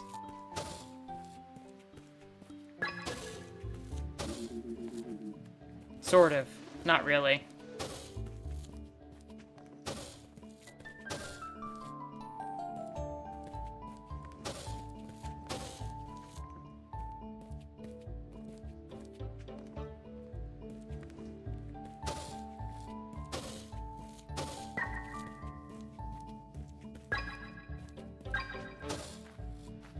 What happens if we climb up the side here?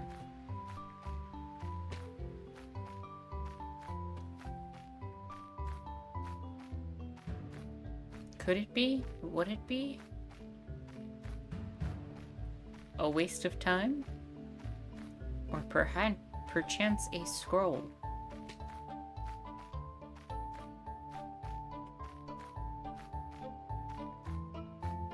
This is a large room.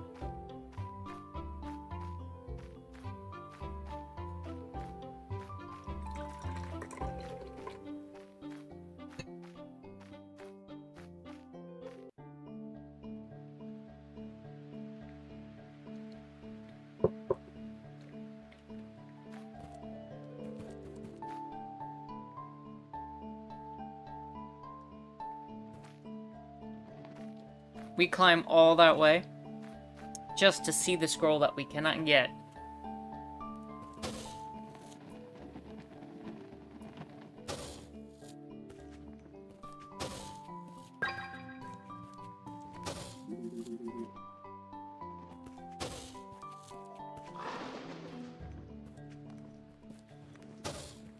The protagonist reminds you of Knuckles because they climb vines?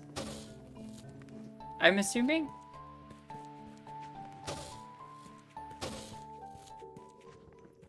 It looks like a mechanical bird of some sort was bringing food and gifts.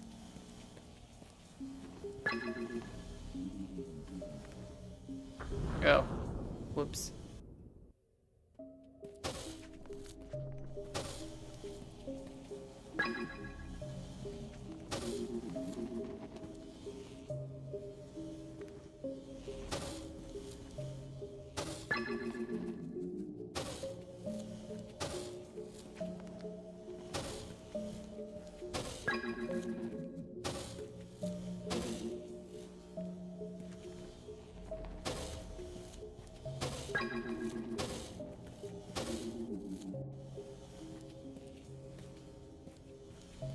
See, there's a left path. Let's try that. Oh, can't do anything here.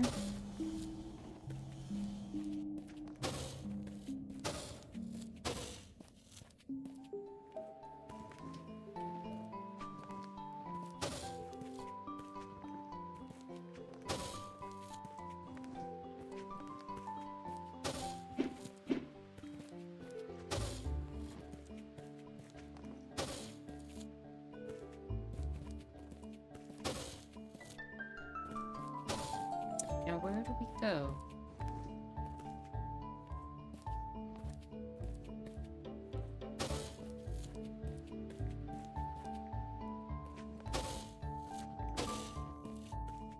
We need blue flower. Where do blue flower? Where do you get blue flower?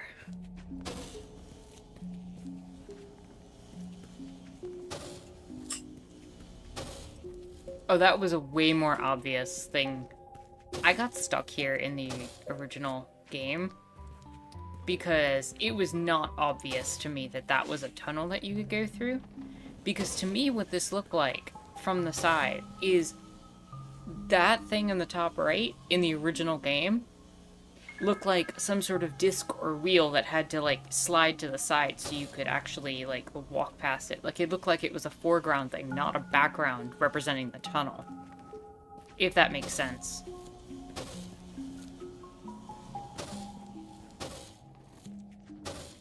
So I had zero context that I could go up here. And I got stuck for a bit. I distinctly remember that. Which is not the case in this version at all. It's so much clearer to see.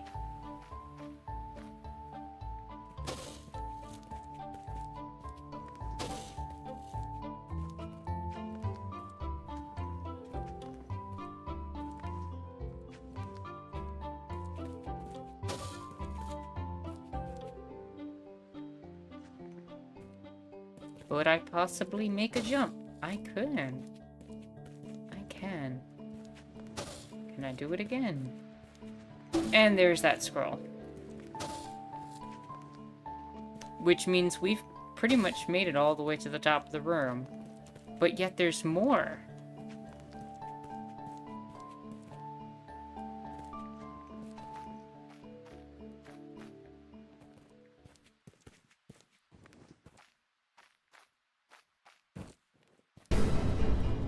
Oh, hey! Clockwork bird.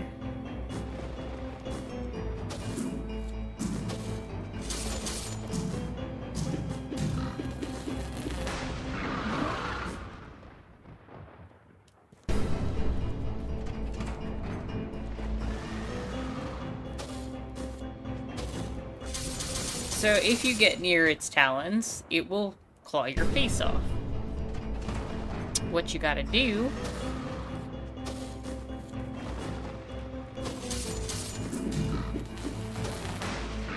teleport inside and get it zappy zapped.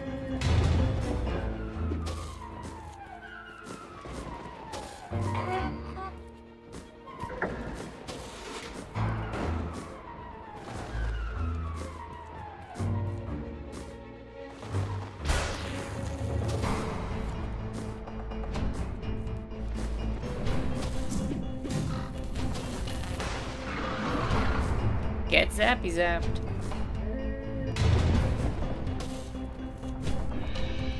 What is this, Sly Cooper? Potentially. When did Sly Cooper even come out? Because this came out in 2013.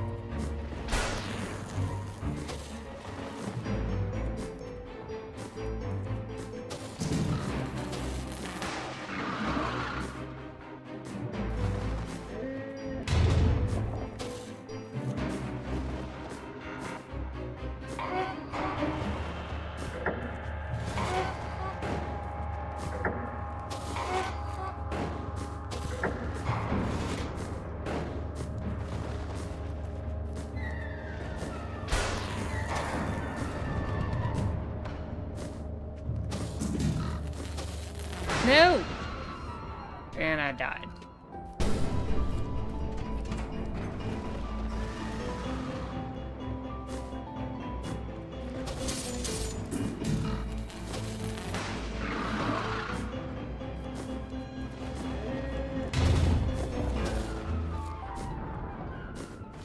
Rip.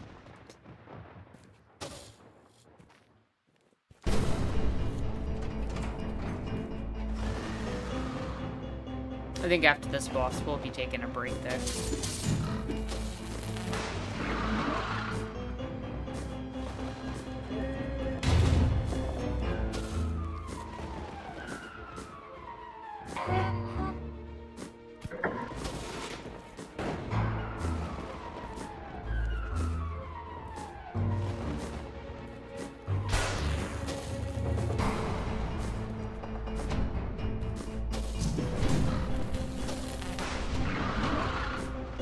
You have to be so careful where you teleport into its cage.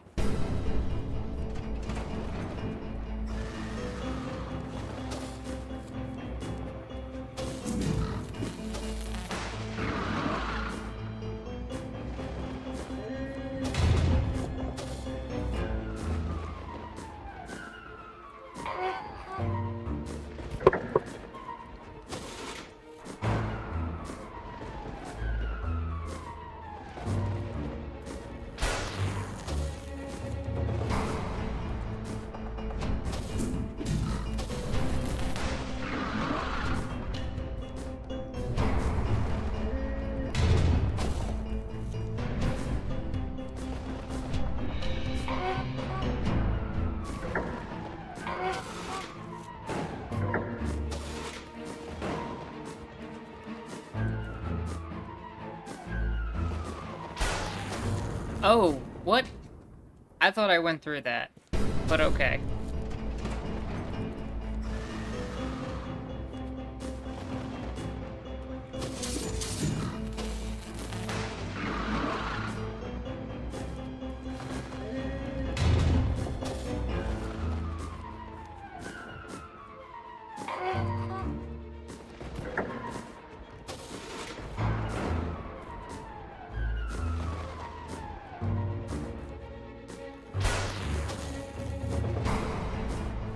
I don't think it's about helplessness, honestly, Duke. A lot of the stuff's just easier when there's an outside person doing it for you. And like, if we were in more communal spaces, it would be a lot easier to get assistance. Like, have two people do eyebrows for each other kind of thing.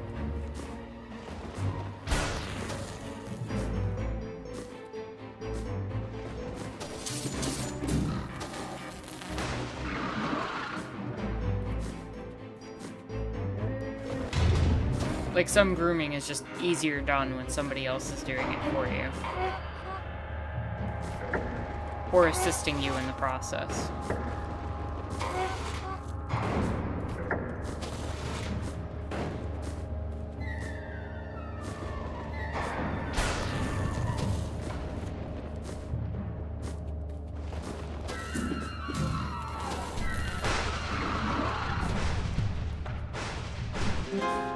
There we go.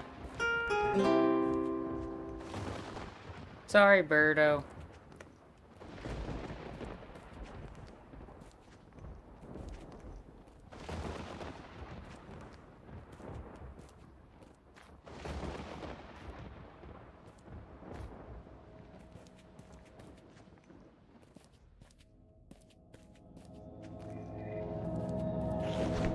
And we have our cloak.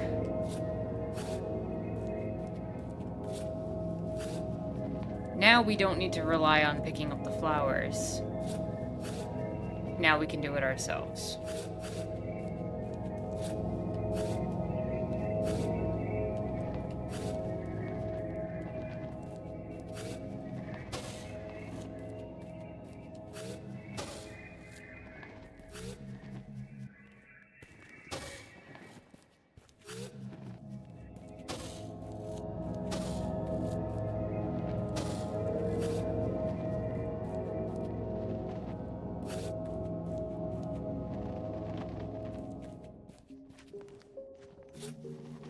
And if we do that... Oh, I think I need an upgrade for that.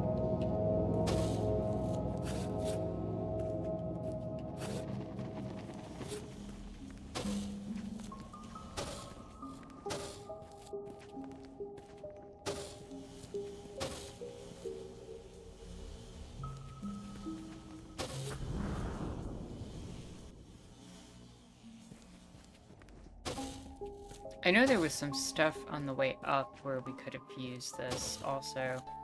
That, like, launch pad thing. Which I want to do before I forget.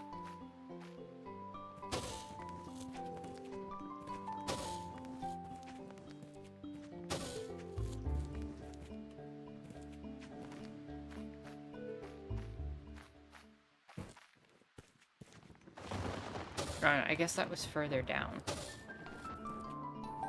Wasn't it?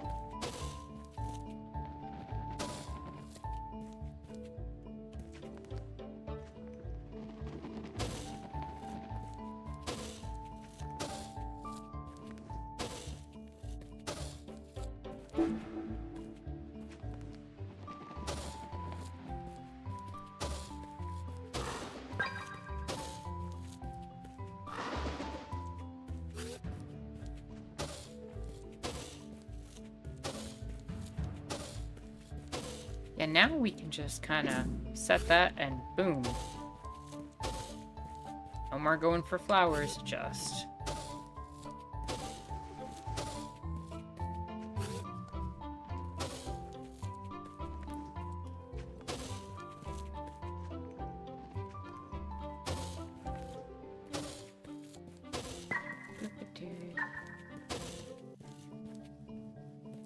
And then I can override that.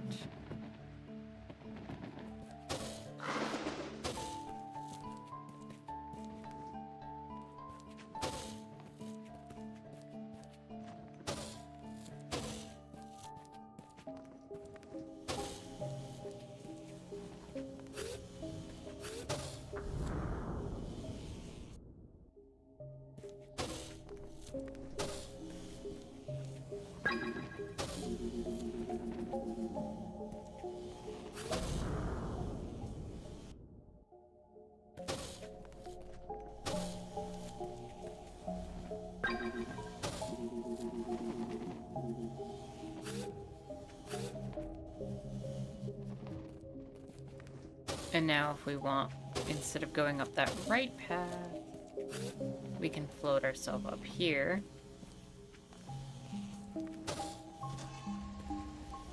Which brings us back to the main hall. Which may also have just led from there. But I think we also have access to launching ourselves here.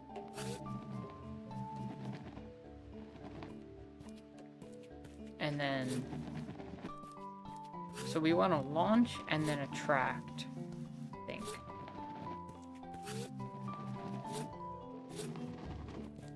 There was a weird thing here where you could kind of, there we go, pulling yourself up to get that.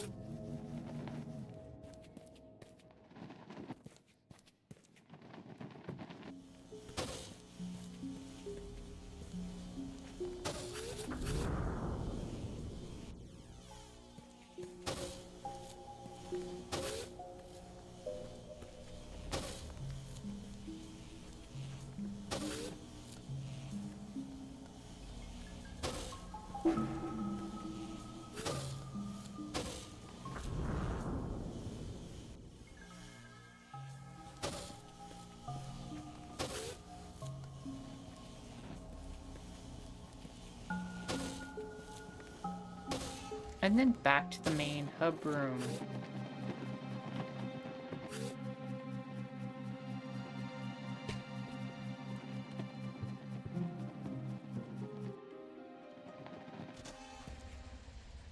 Oh, that was the theater room.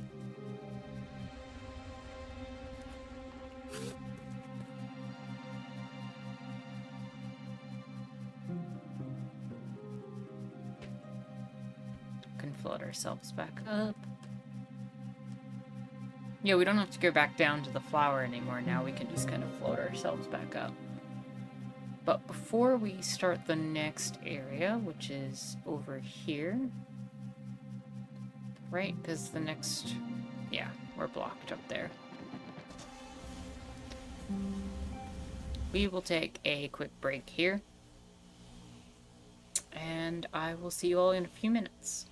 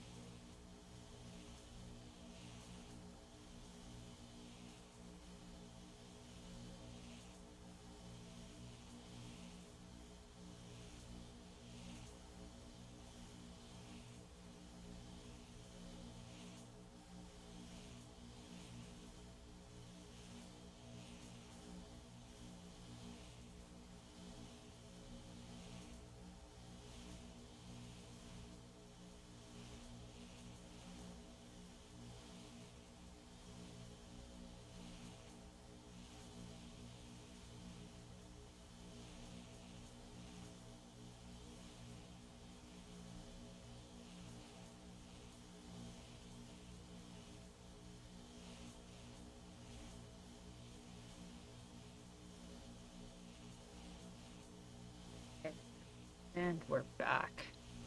Hope everyone had a good break. Everyone got some water, some snacks. And we'll come back into the game.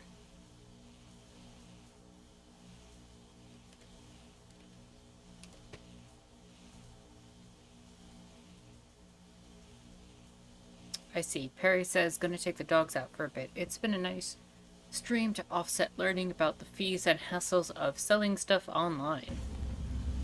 Alright, well thank you for joining, and I hope you have a good rest of your day.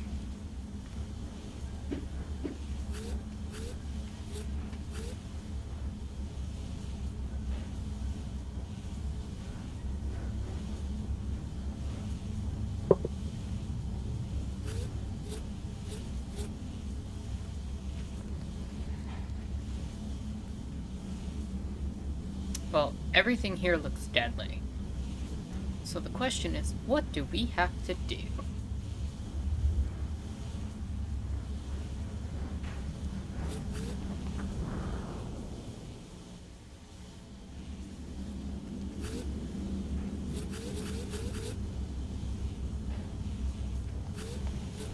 Oh, that killed us.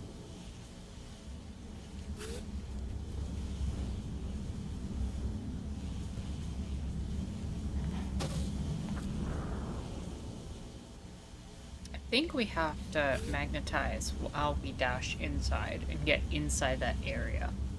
And then use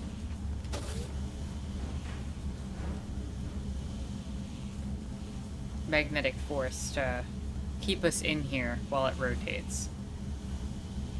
I feel like this is such a cool puzzle dynamic.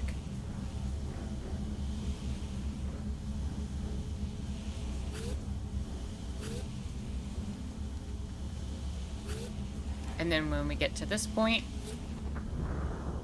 go to launch ourselves up, but make sure we know what we're doing. And actually get the scroll. And not hit the electricity.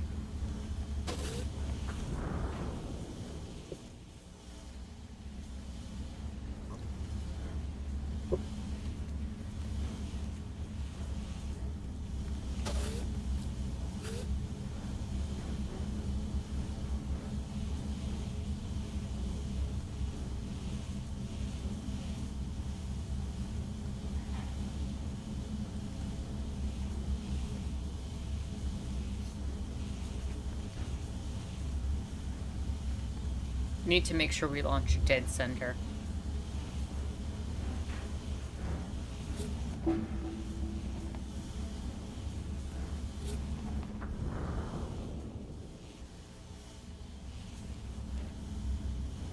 Also, where does it want us to go here?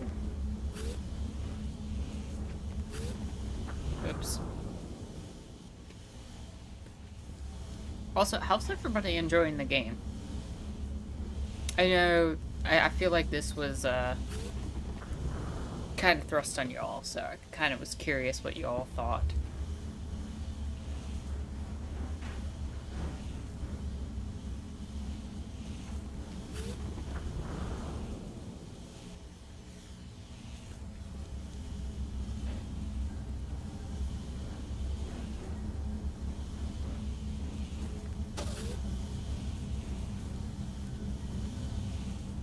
I feel like the combination of electrical stuff and magnets and the form of puzzles really, I guess, lets the gameplay shine in a fascinating way.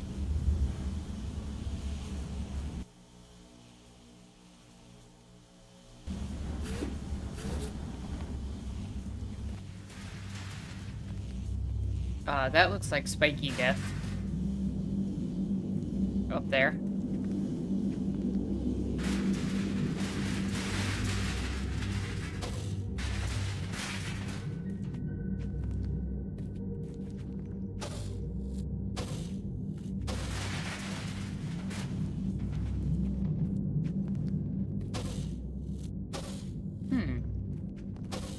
Can't go that way.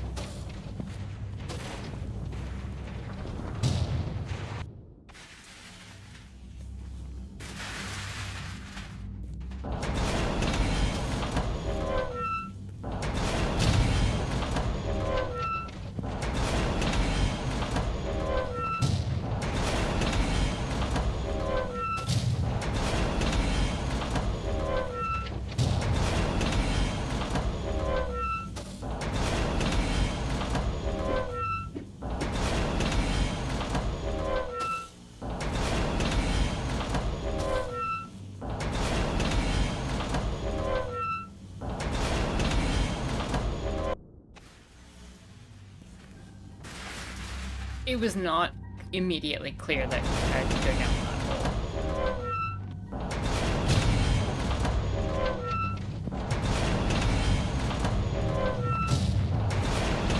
It was one of those, could be either way.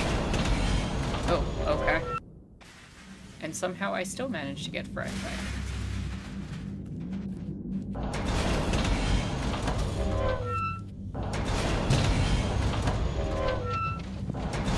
The game being smooth is really nice, says Jen. Oh, we got trash come down the sides.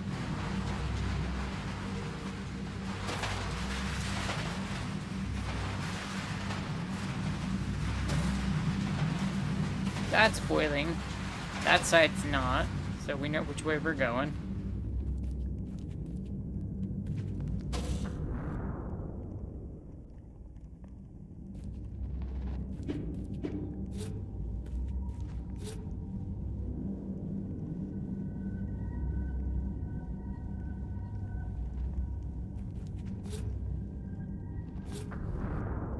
Are those carcasses? They are robot. Discarded robot parts.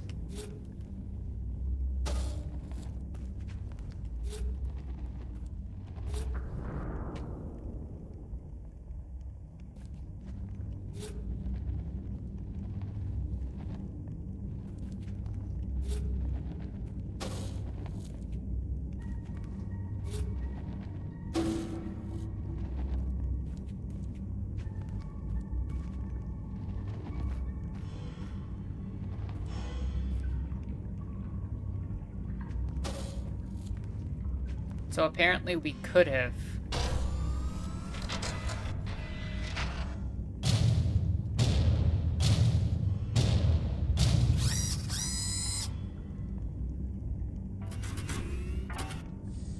Hey, buddy.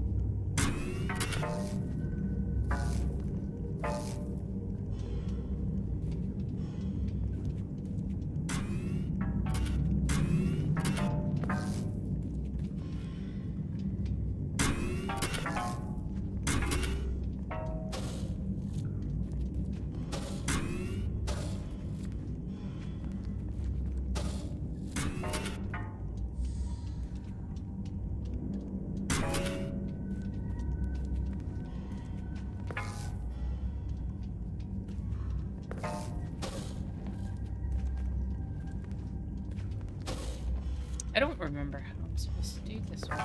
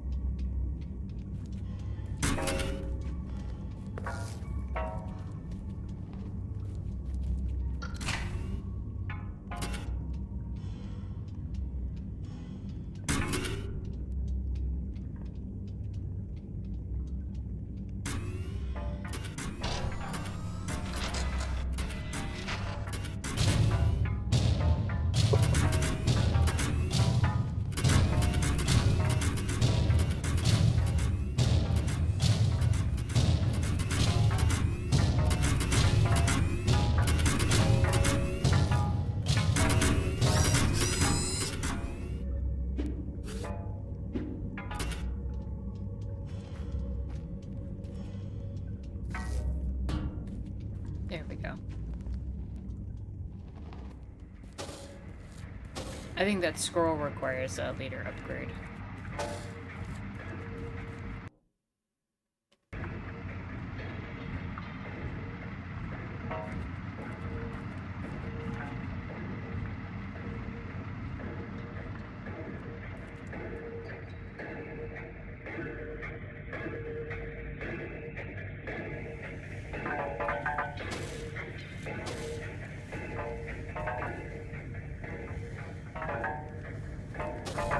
And burned.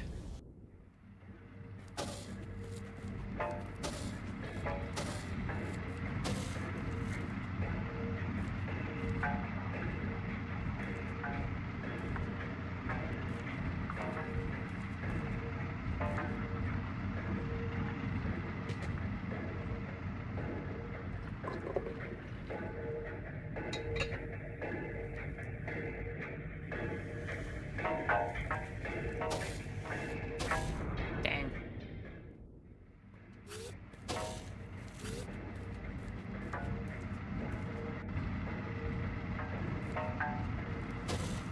Okay, not sure why that happened.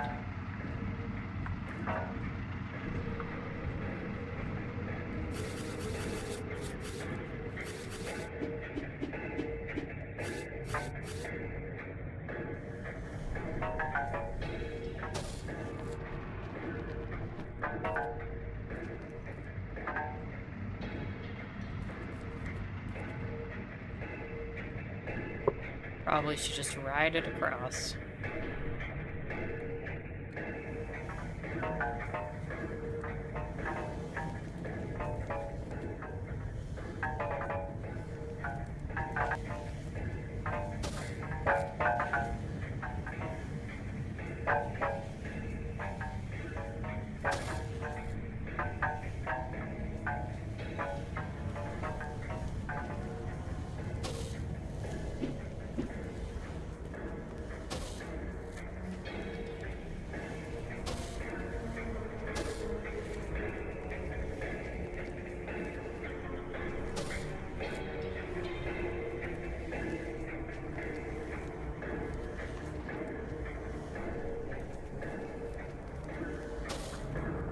Yeah, don't go in the smelter backwards.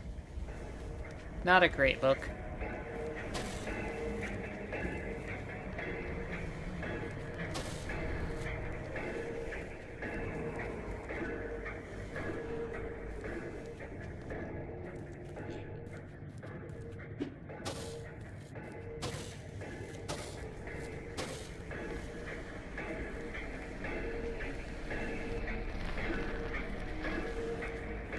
I feel like I had to somehow save one of them.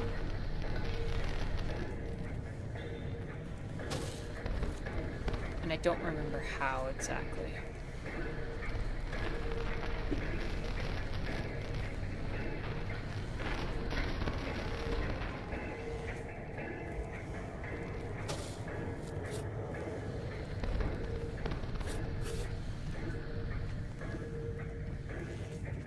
There we go.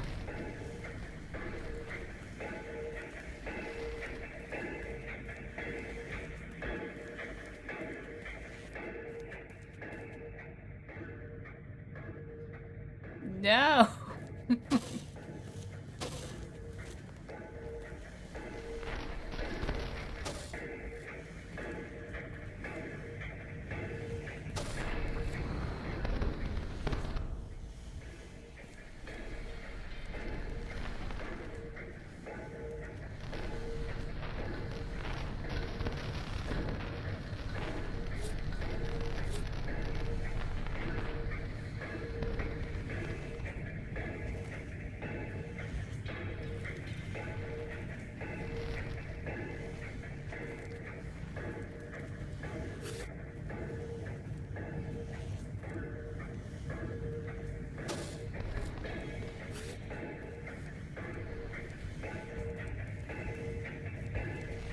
I don't remember how you're... I'm probably not doing this correctly.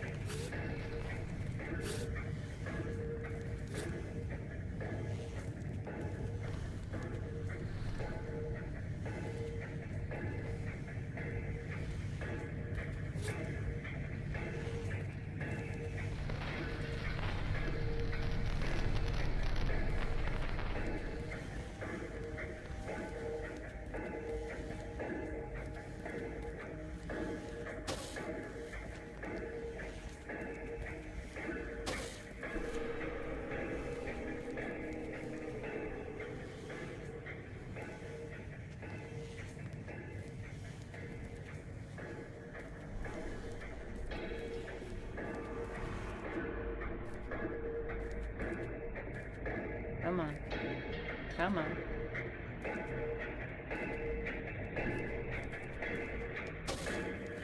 Oh no, because they merged on their side.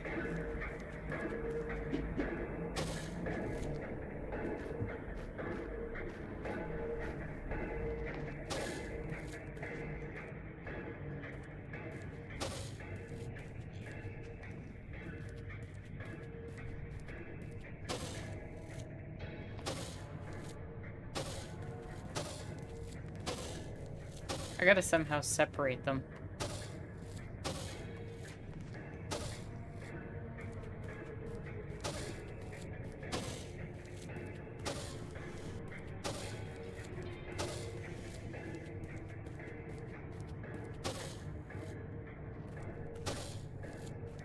Poor thing has essentially become one creature.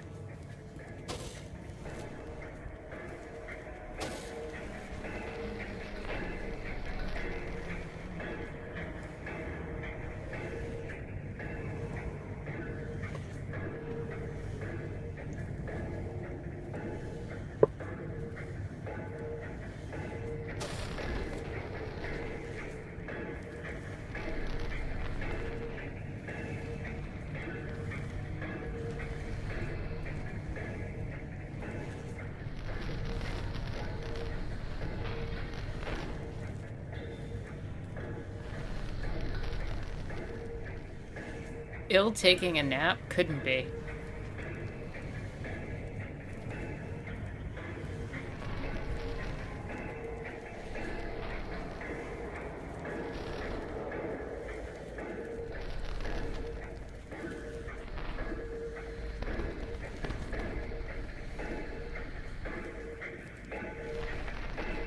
Ow!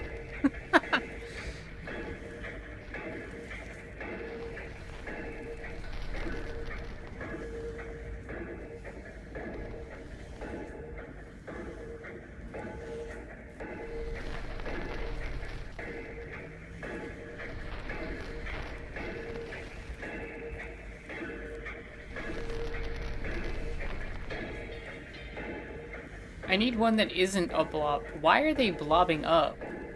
Is my question.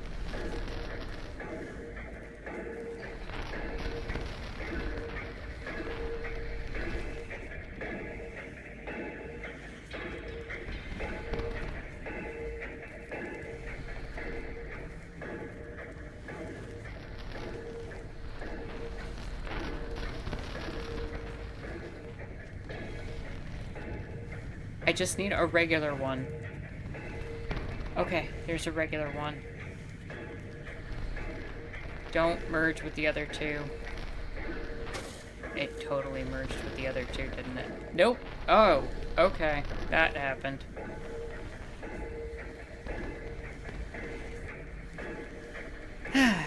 Okay.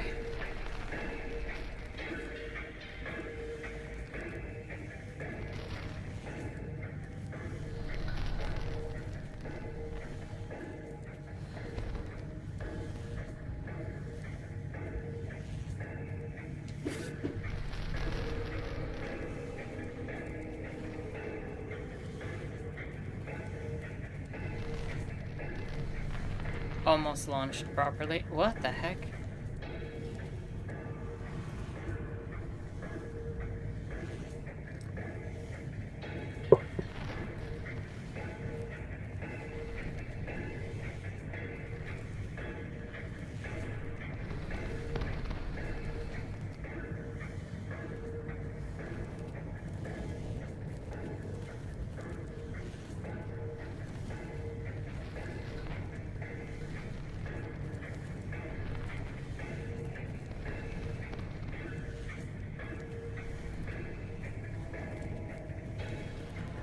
Come on.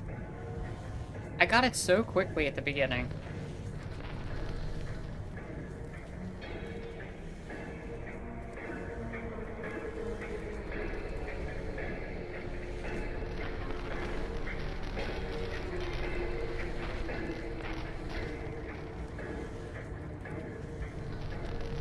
Okay. No, no, no. Don't.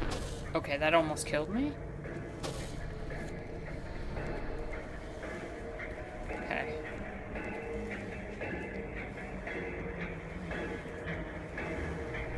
now I just need... Oh, these are gonna be a problem, aren't they?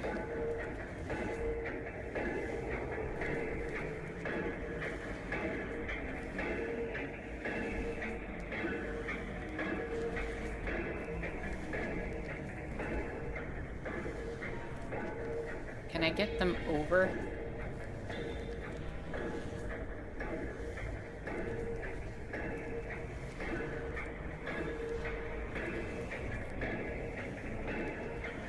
Can I maybe push you this way?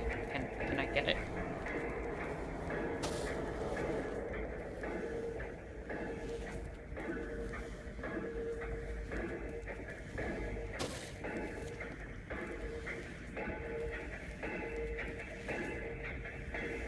Come on. Go, little guy, go. Yes.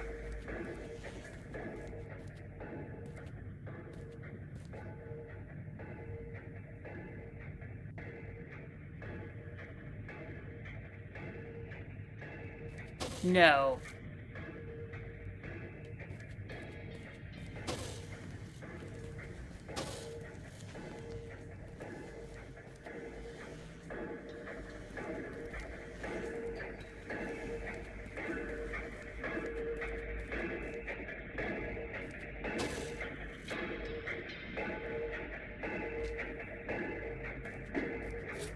I feel like I'm doing this wrong.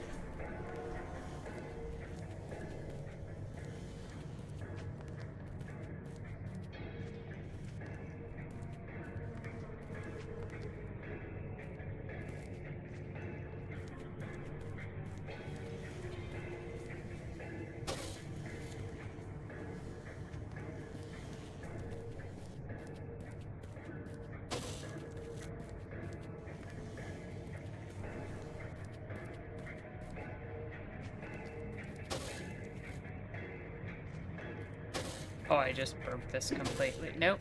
I might be able to save it.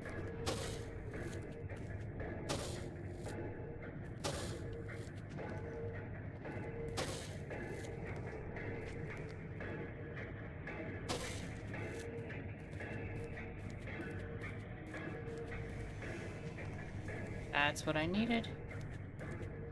Come on. Don't flip over.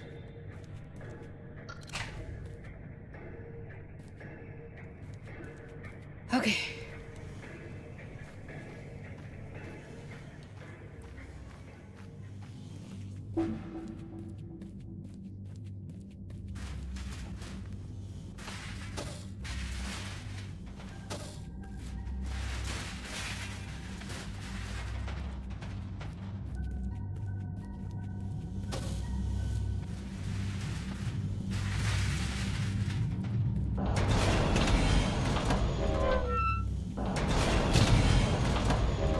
I feel like I was doing that without the right equipment.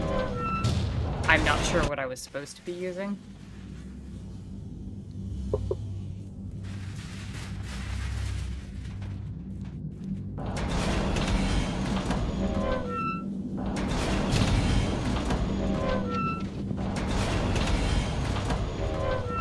I remember that being one of the rougher puzzles, though.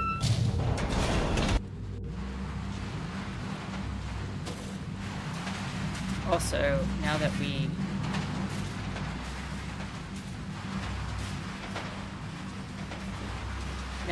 know, we can actually go this way.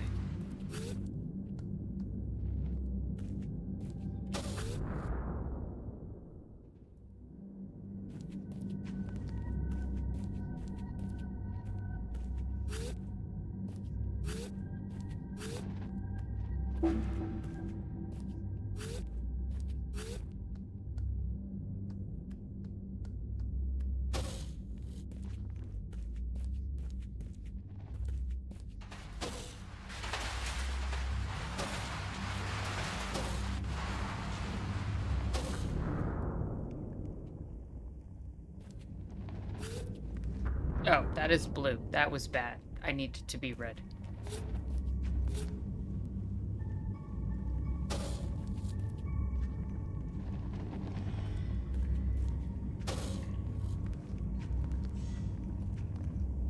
Now it's just a matter of that one. Which I don't remember. I'm pretty sure there's like a grappling hook upgrade that you get that can swing off of those.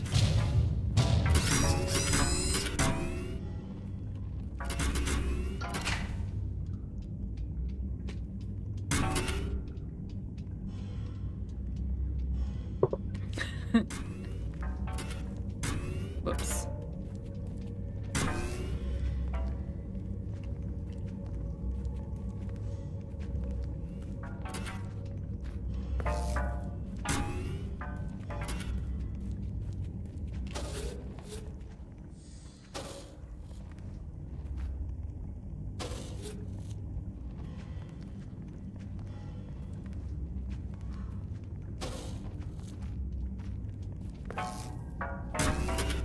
Get out of here. Come on.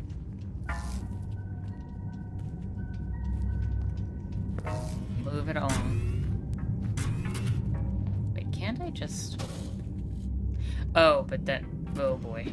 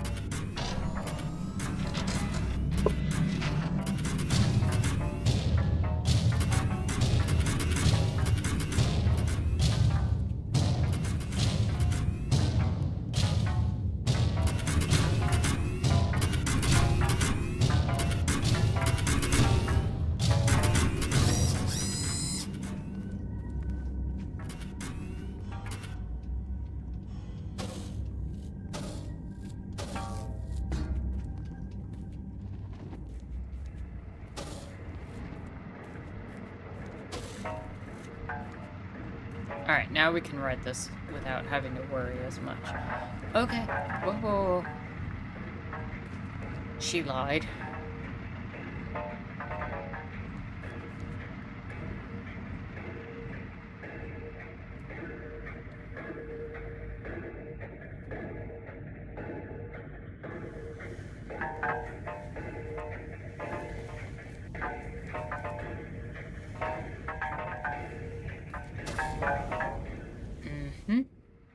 Okay.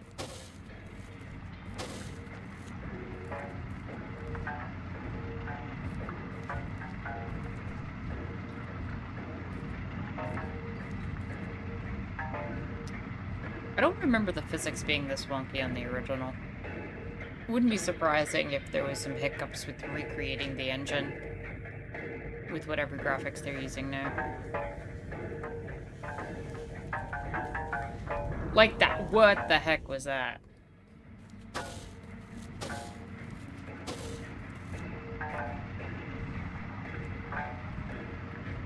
At least that doesn't cost you anything.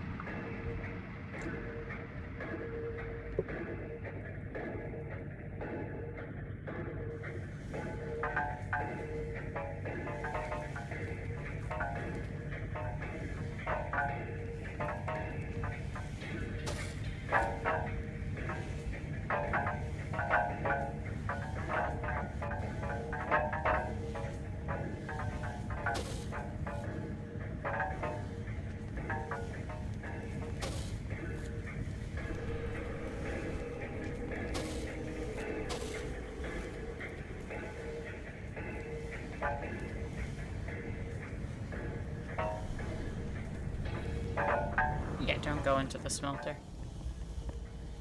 I'm using controller.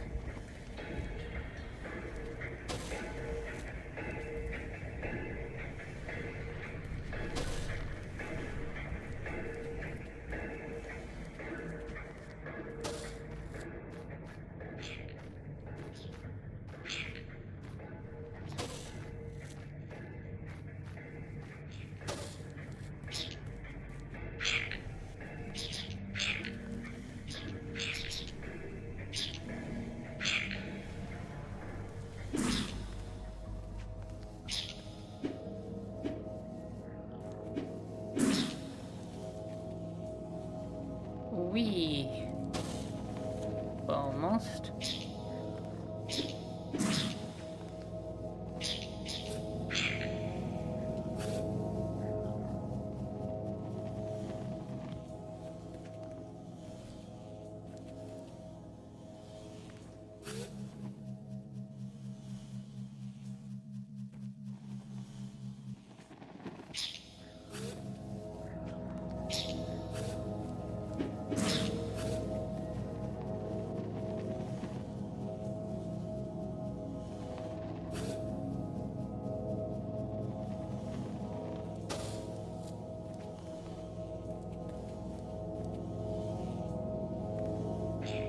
I vaguely remember you had to get one of these over there. Yeah, with the new joysticks. Okay, so, fun fact. I was able to repair my PlayStation controller that was having the stick drift. It now has Hall effect sticks, and they are lovely, and everything is good.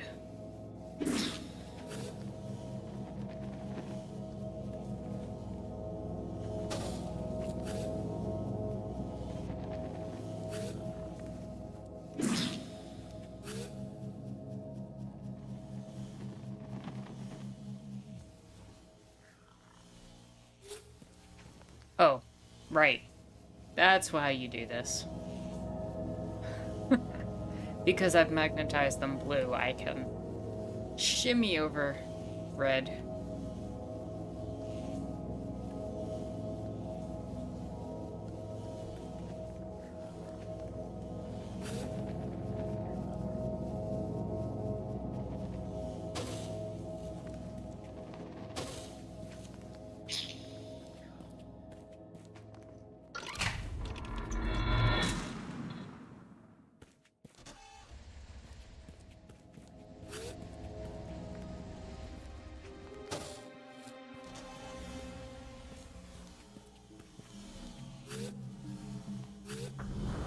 Teenage Mutant Ninja Turtles much?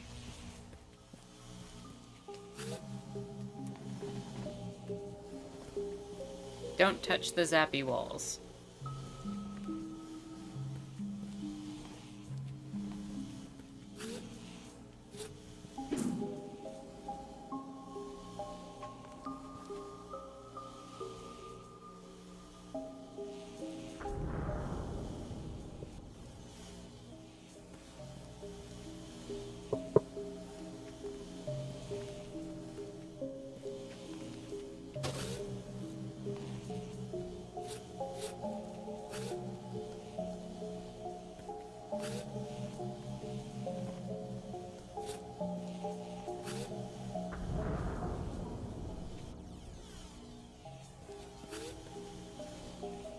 But yeah, Perry, the process to replace the sticks was not as bad as I was expecting, to be honest. And with the right equipment, it was quite doable.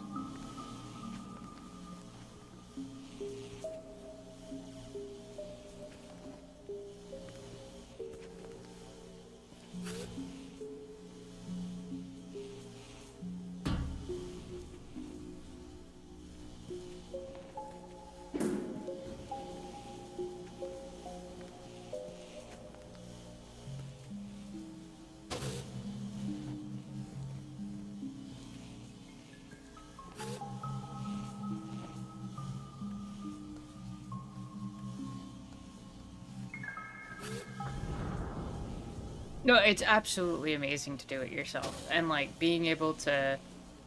You know, I did have, like, tutorials and stuff that I was able to rely on, which was super, super helpful.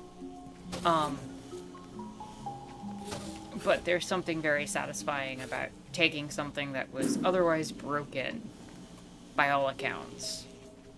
Especially because of something like planned obsolescence, and be able to do something to make it work again. And not just work again, but work better than it ever worked before.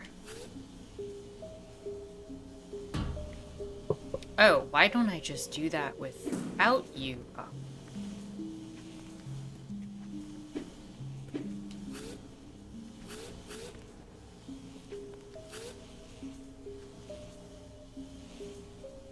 Because then you don't do the thing.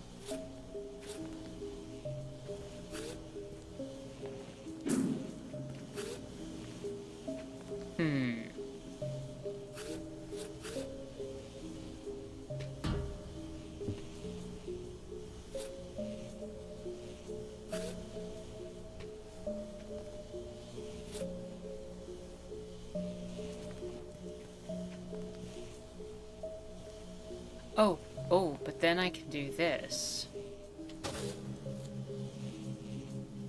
I don't know if that's helpful.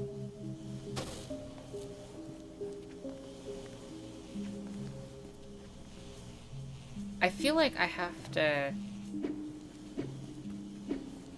hit this and get back here before it... I don't remember what I have to do here.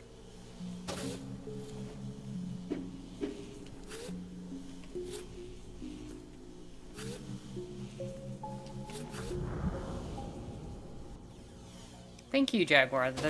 I appreciate it.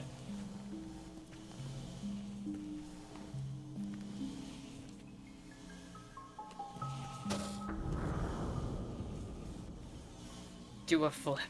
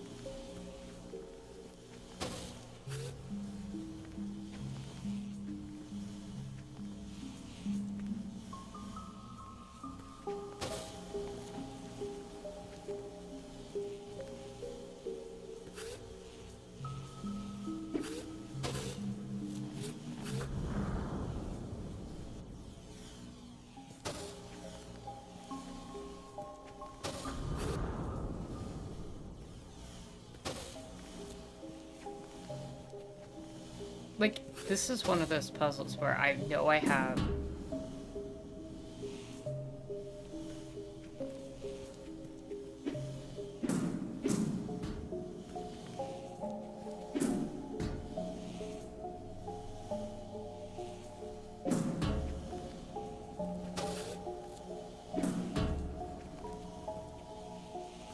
the tools in my tool belt, and I don't know how to do it, but now I know how to do it. And somehow managed to die on the easy jump. Okay.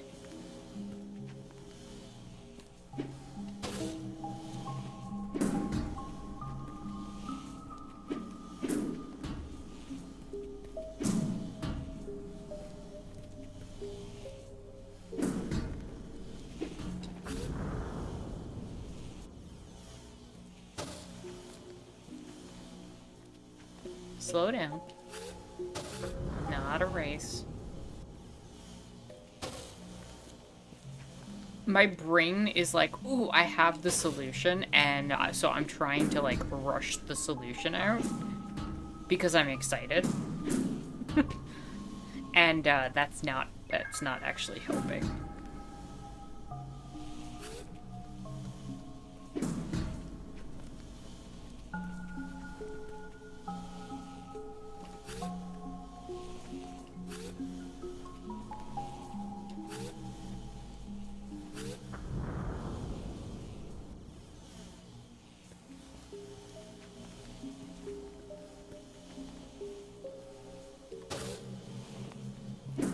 Slam you down, push you over, pick you back up, let that slide across, put you back down, do that.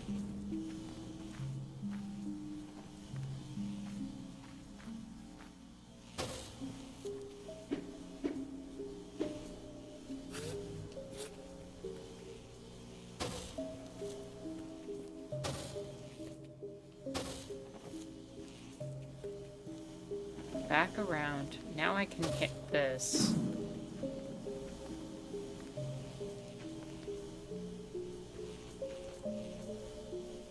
No. I remember. I remember what I have to do here now.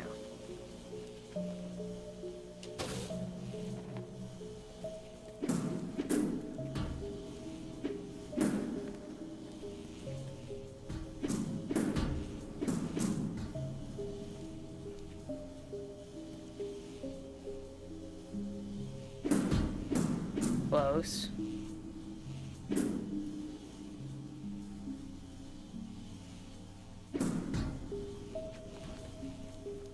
There we go.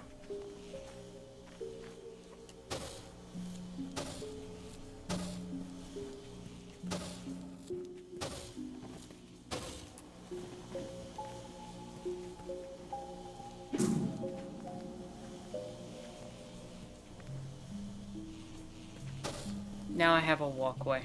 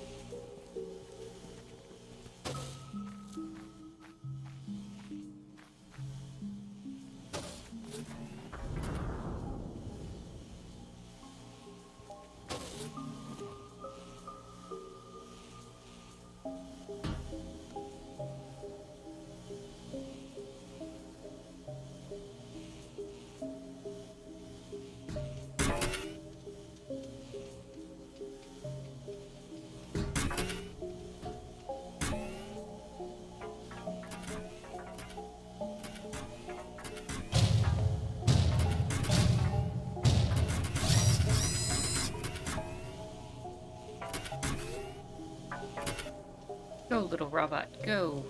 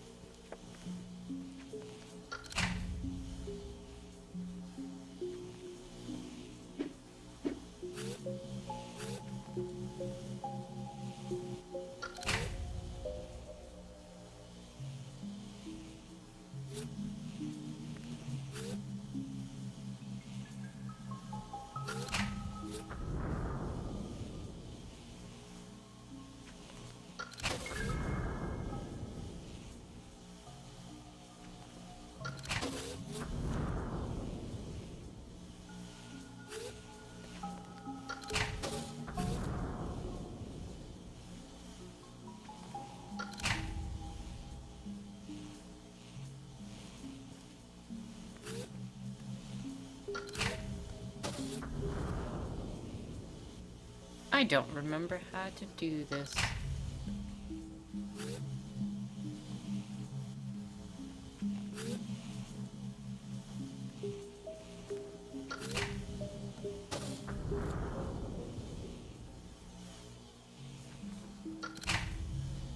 Though I feel like I've got the right idea. Close. Super close.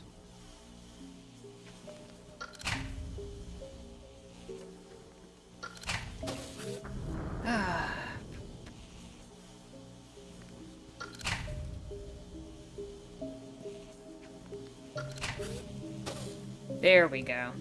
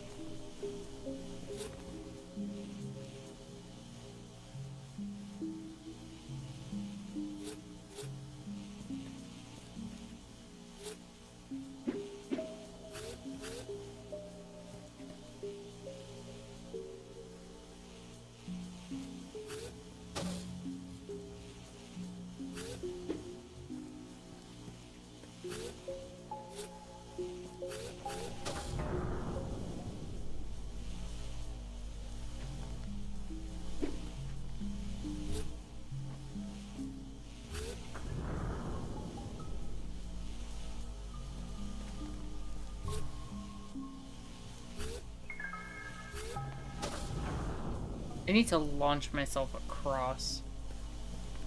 And then flip red. To stay afloat. Or sorry, no. Stay blue? Because, no, blue would attract. That's the problem.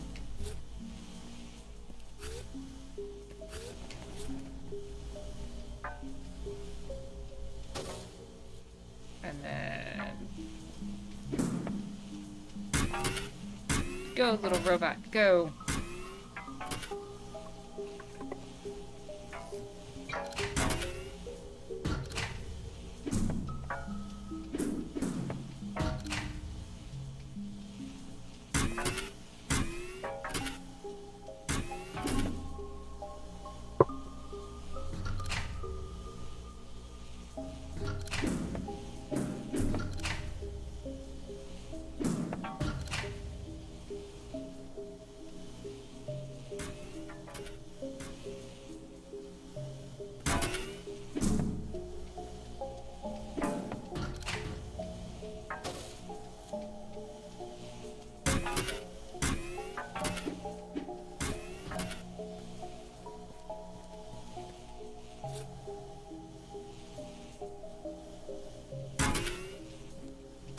Damn it.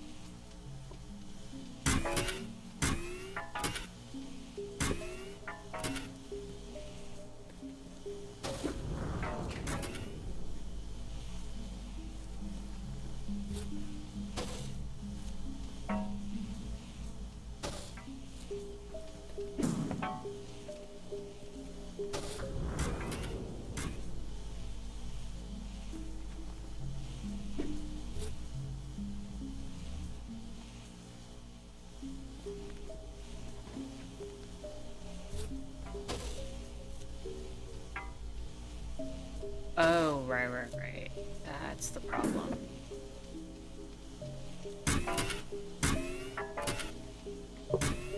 If I have that red on top, it's not gonna... Whereas if I do that...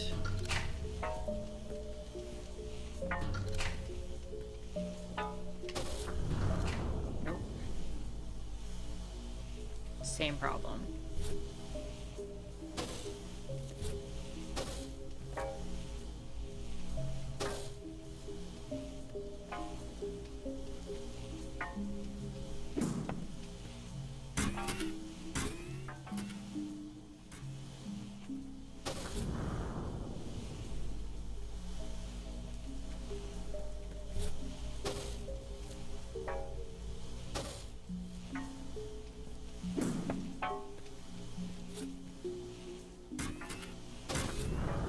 Why am I instantly dropping there when I'm going red? I would think that it would...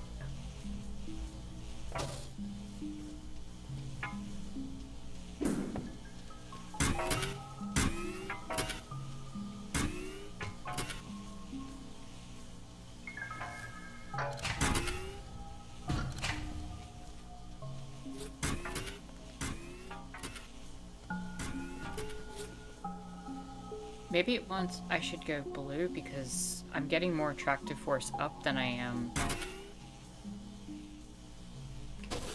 Nope, blue insta-kills too.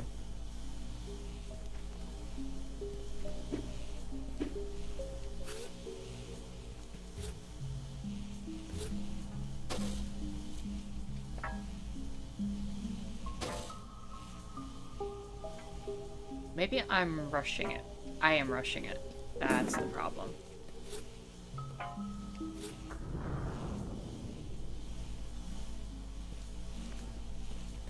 I'm not playing with the magnetic forces right.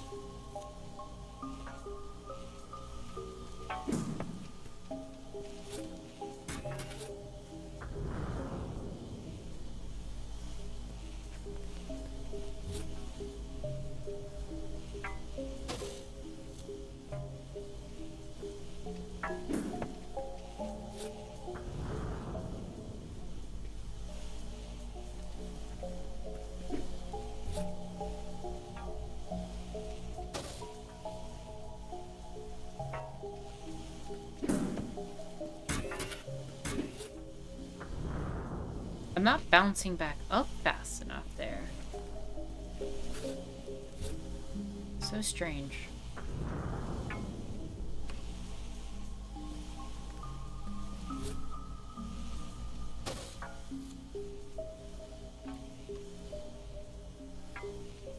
And I think gravity more or less is...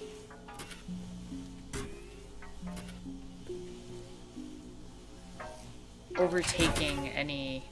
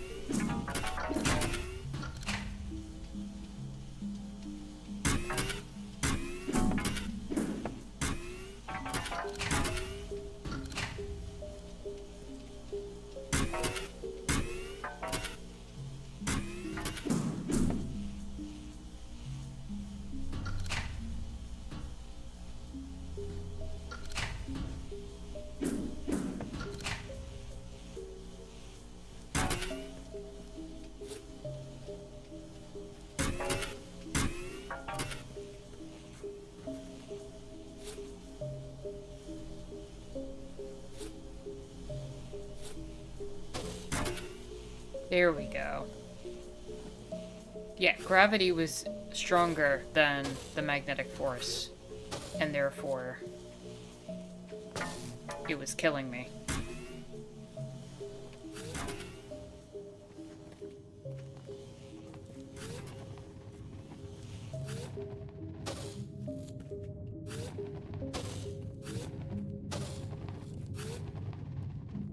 I do enjoy the physics here.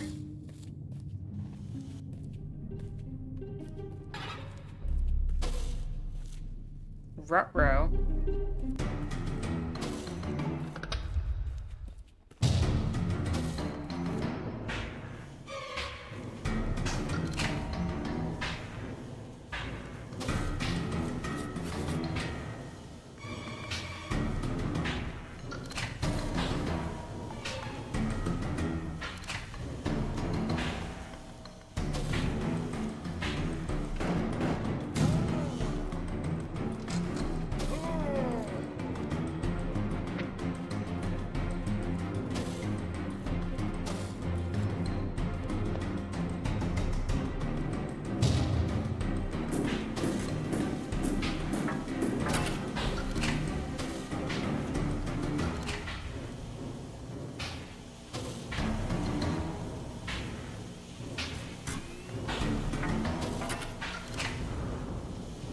And I got fried.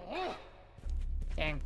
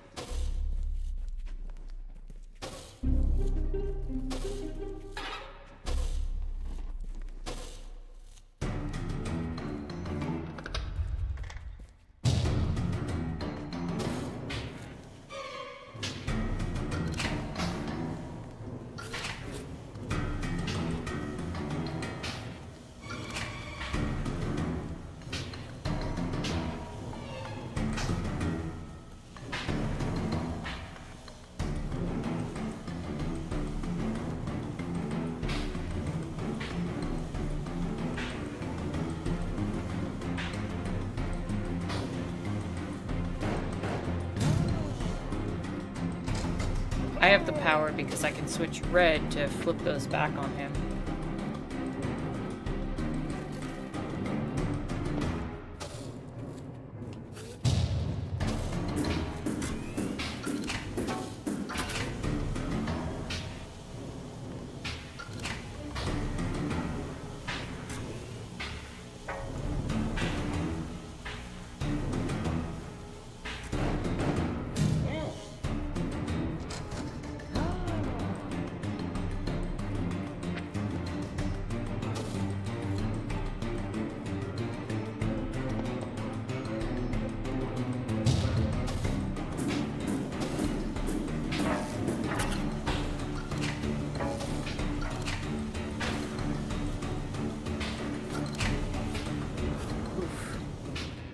Messed that up. I thought the red one was coming at me, not the blue one.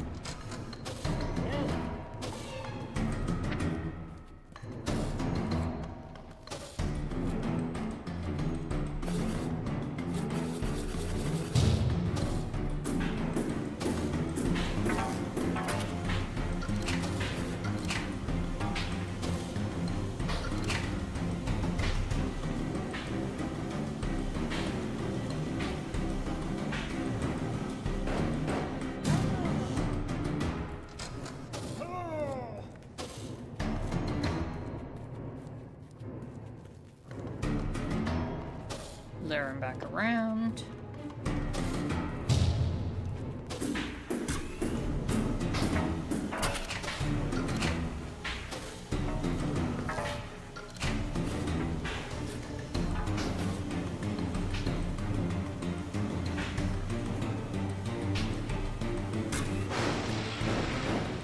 Got him.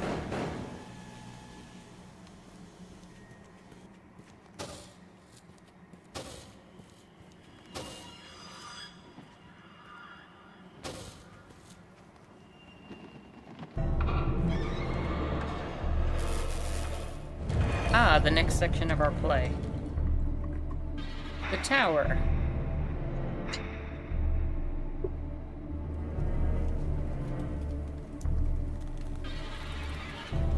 The king turned on the Teslamancers.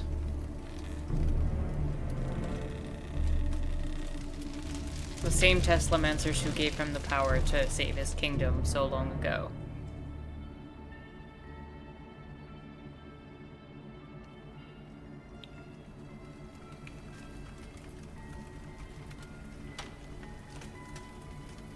They sent in people to slaughter all of the Teslamancers.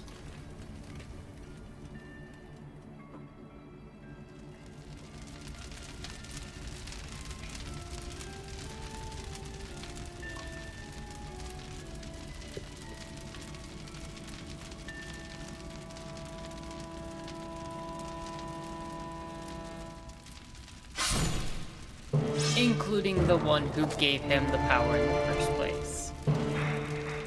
And thus rose the king into the tyrant.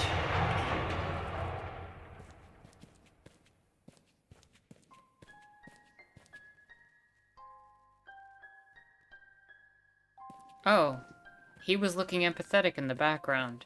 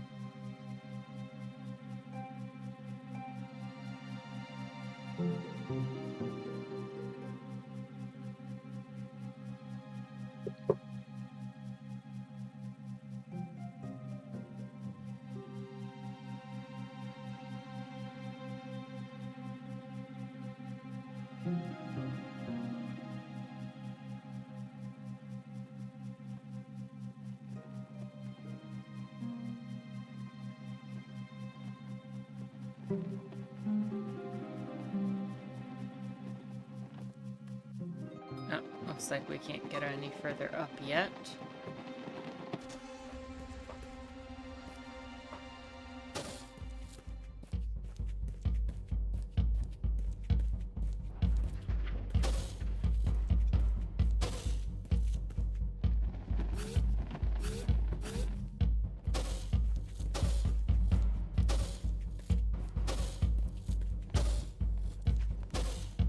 Well, this looks like a giant wheel puzzle.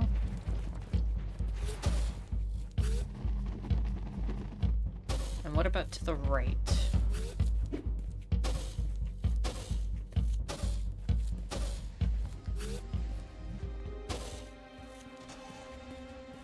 Oh, this is where we came from.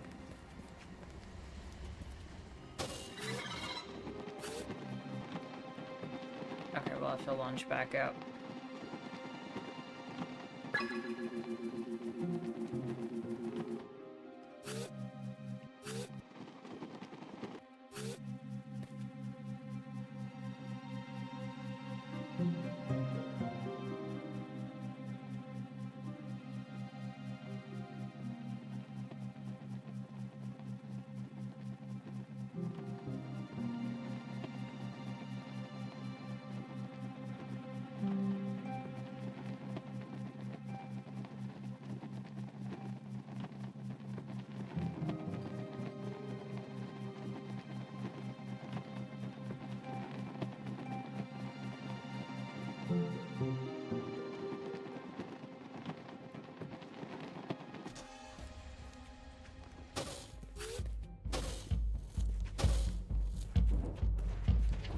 So we push the giant wheel.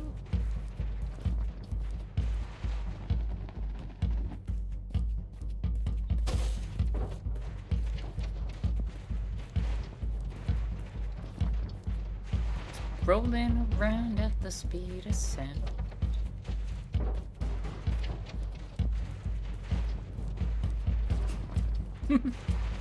And suddenly we're playing Sonic the Hedgehog.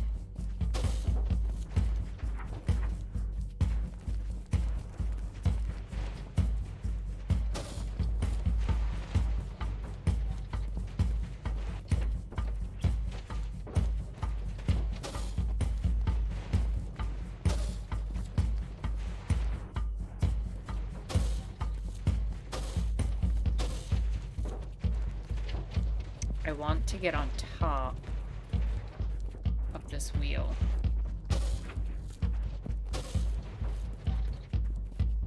Because then I can ride it and make it on top of there.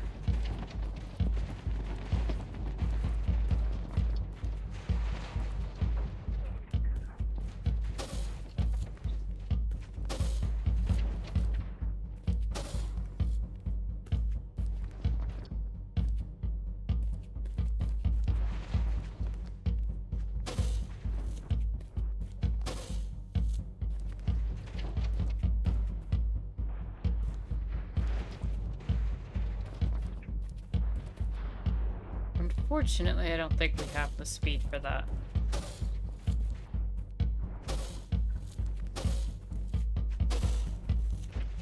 Without being inside the wheel.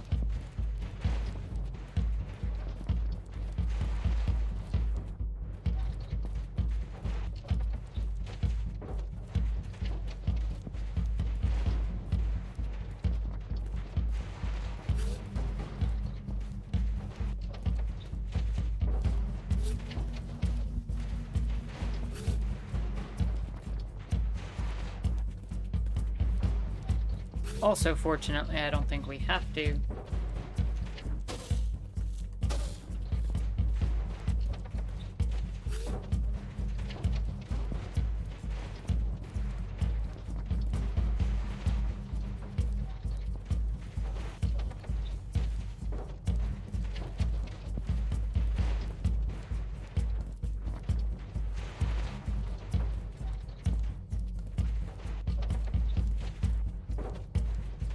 Alright, let's try that one again.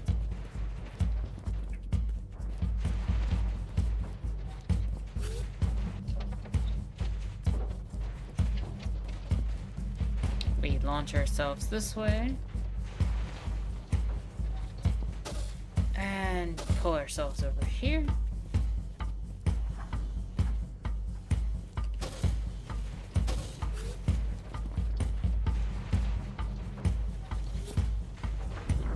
And fail.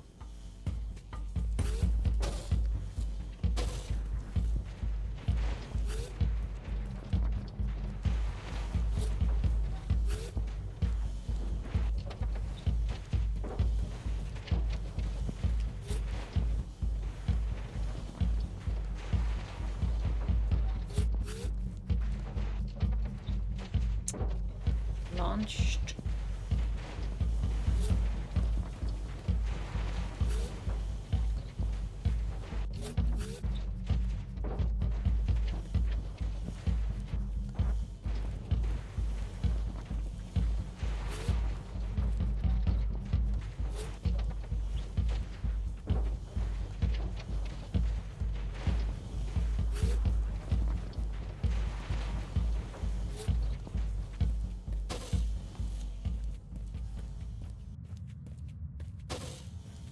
Looks like a portrait of the construction of this place. Also, give me one moment. I will be right back.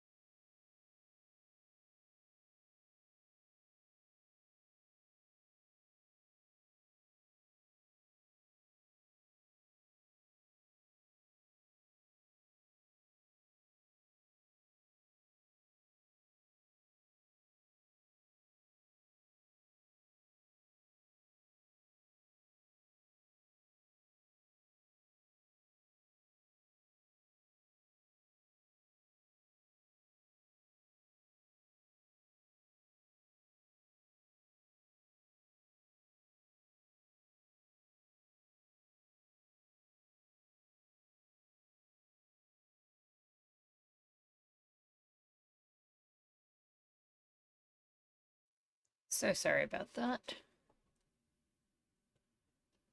And we are back. Alright. We just finished the wheel puzzles. Now it looks like we're in some sort of cathedral.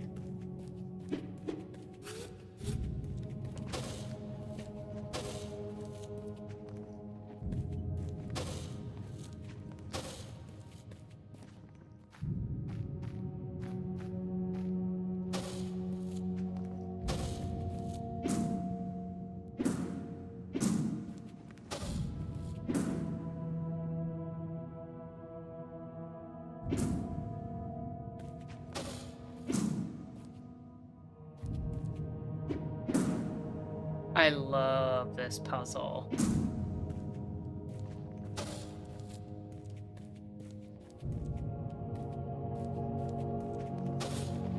I went the wrong color, but yeah.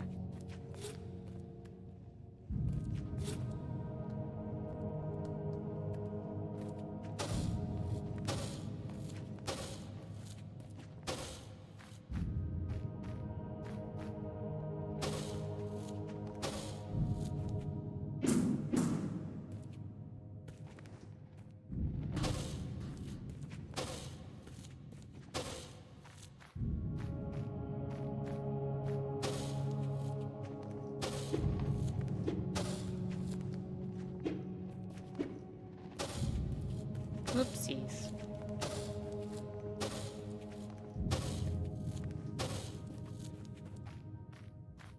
Come down here, reset the puzzle.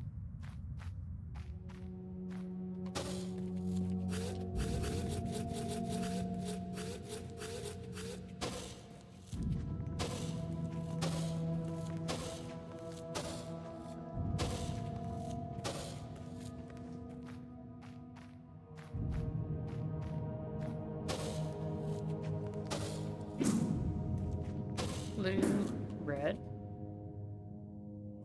Switch to blue to launch. Oh, red. Blue to launch.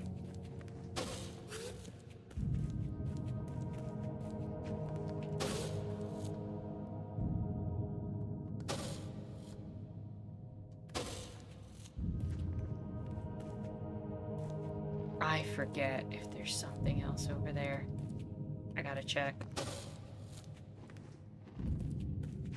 Yeah, of course there is.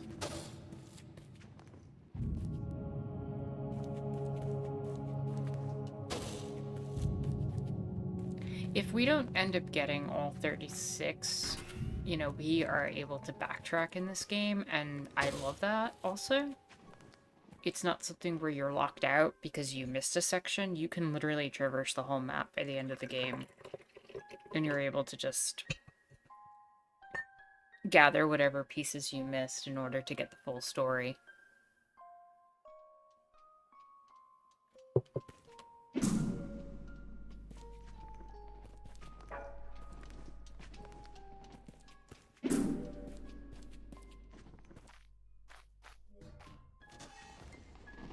Also, here we have a timing puzzle where this little robot is annoying if you don't trap him.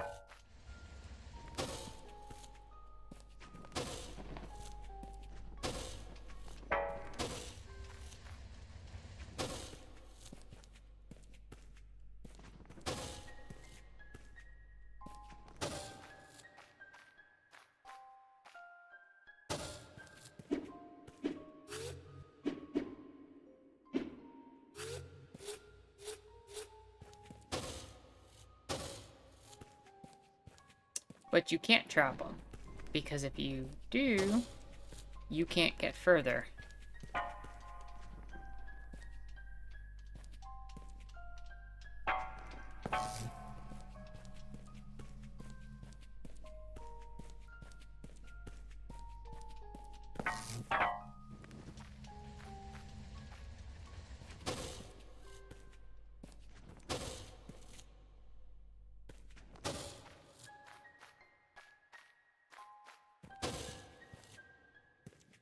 And now we wait for the robot to make its way over.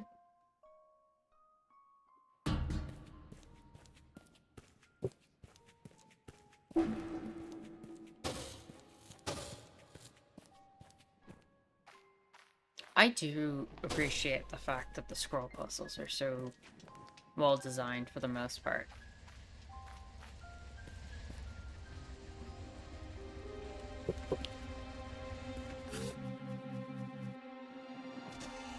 Let's make our way into the next area.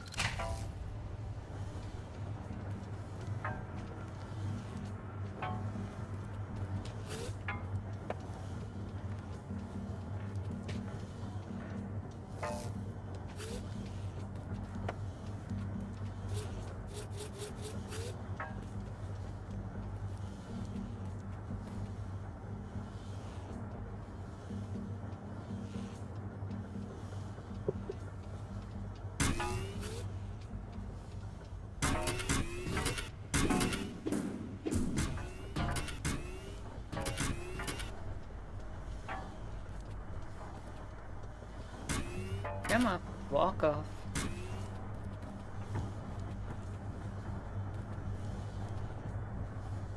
And then you're going to turn that blue, which is going to launch it up and open a pathway for us to get through.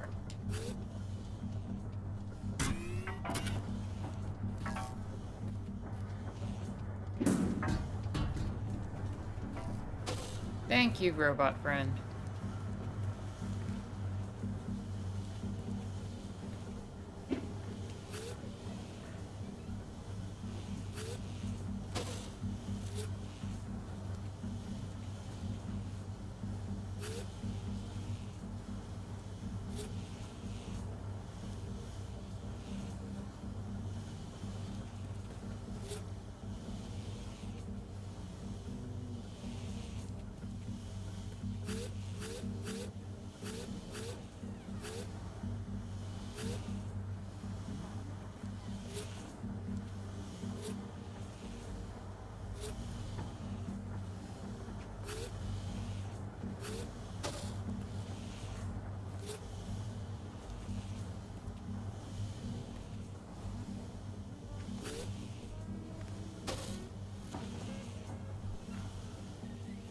Come on, make it over. You can do it.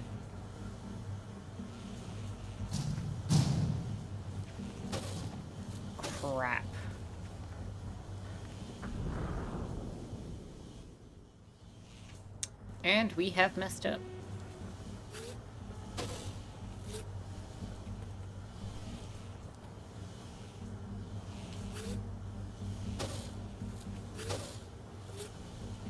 Come back! Come back!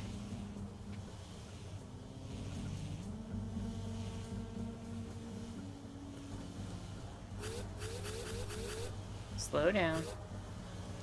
Slow down.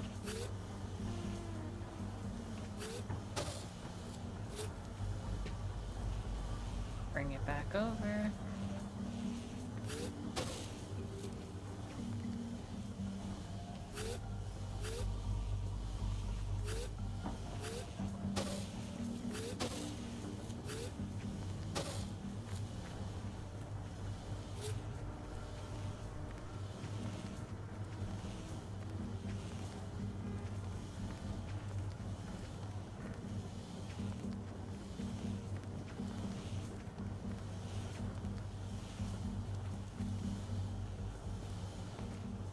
What?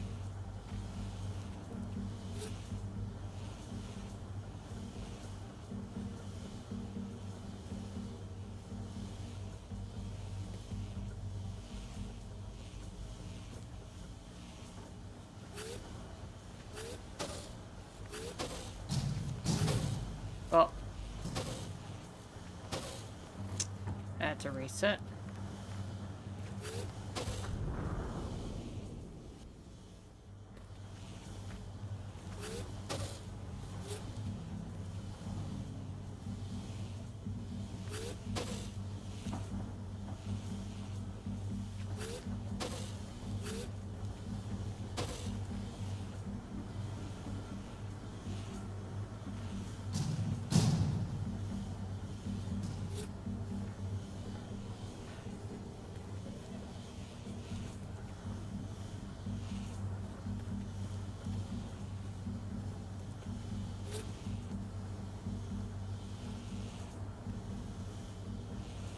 Come on.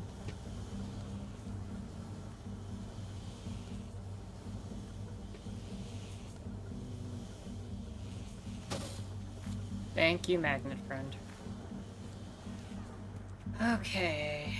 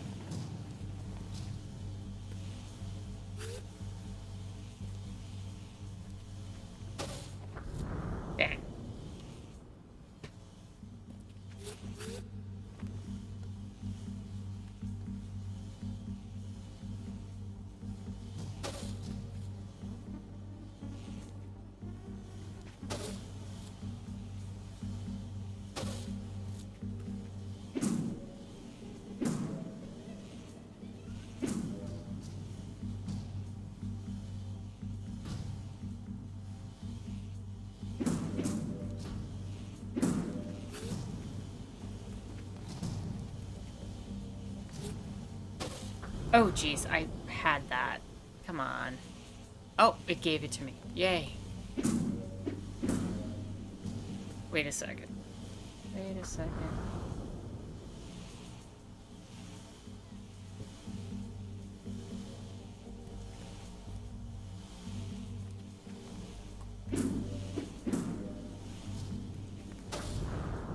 If I hit red here... No, I can't get... I still can't get in there. Okay. Am I better off with red or blue?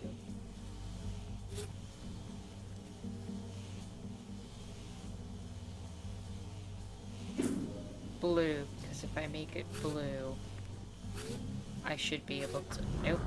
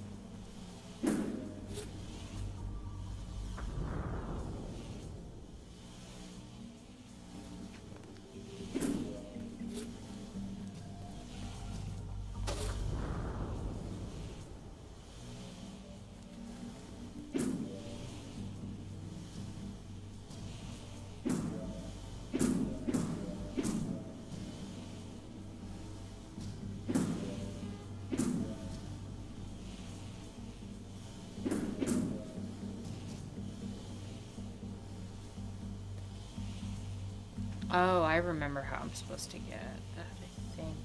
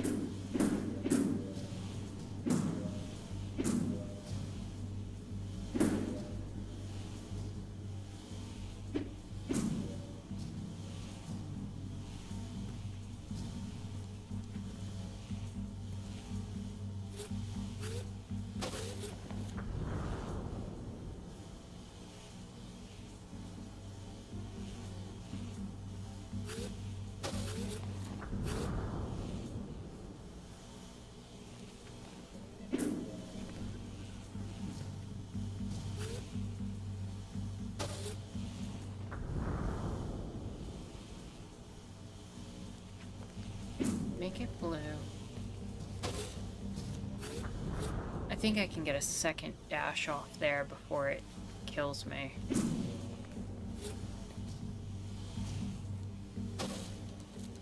There we go. Now what we want to do...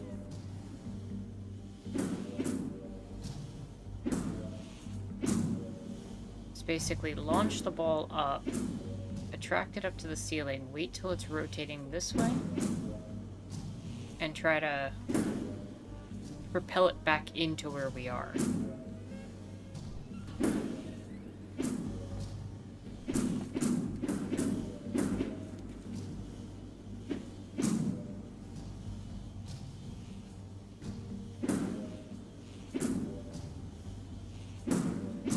Damn, so close.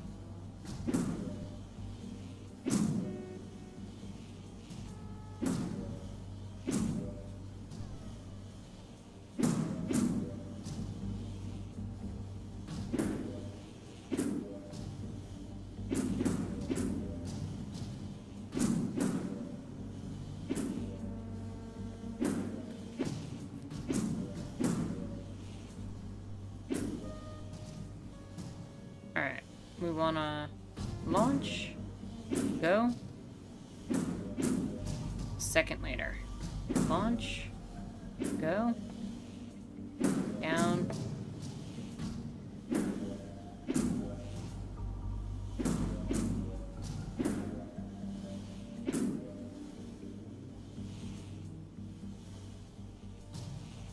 That was close also.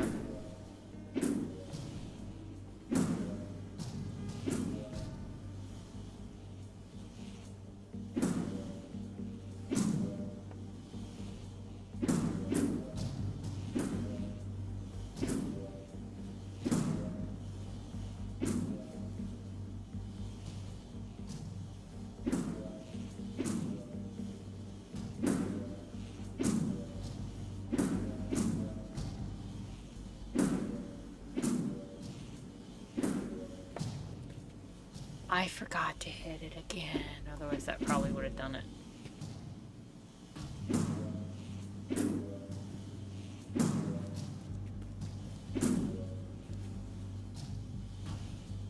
Red, blue, red, blue, no. Blue.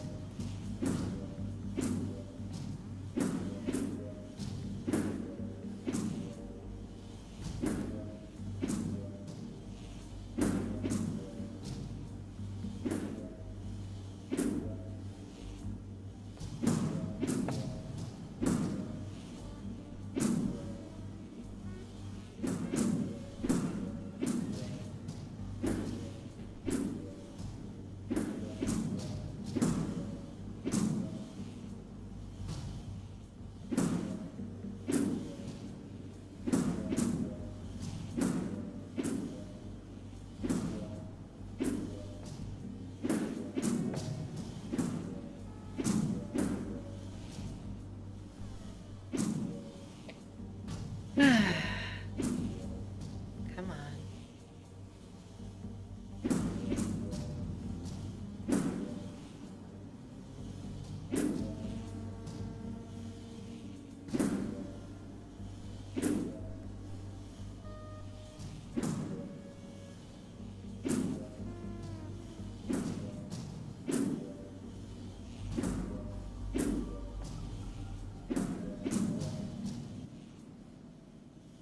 I just want to double check if this is the correct way to get this one, or if I can just get it later.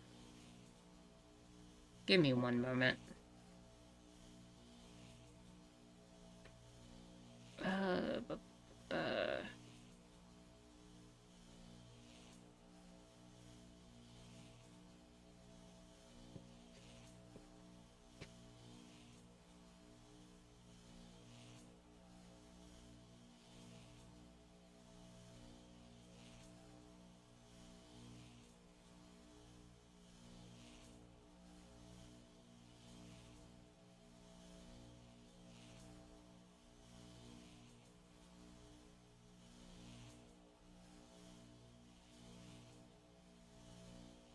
This is 25.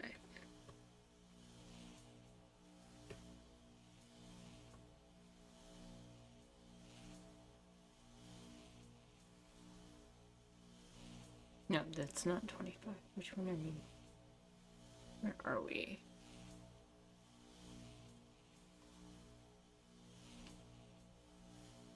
Oh, we're above that. Okay. 29. 29.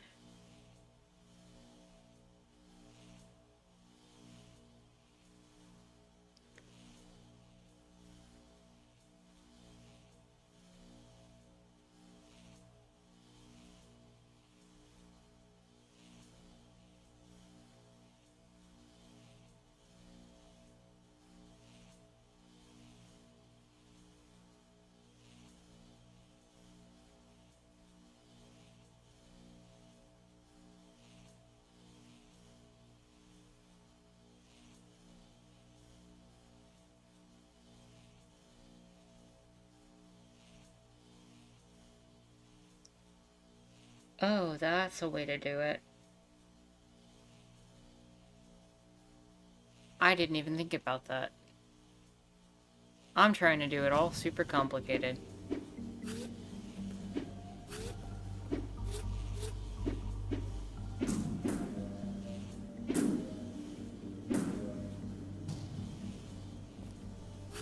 Now, we can do something like this and just jump up and grab it.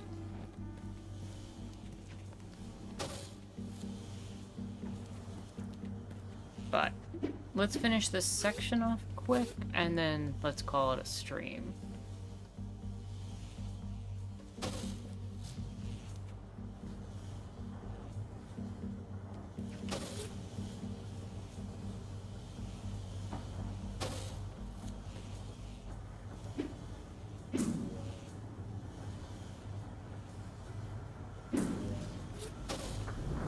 Wrong button.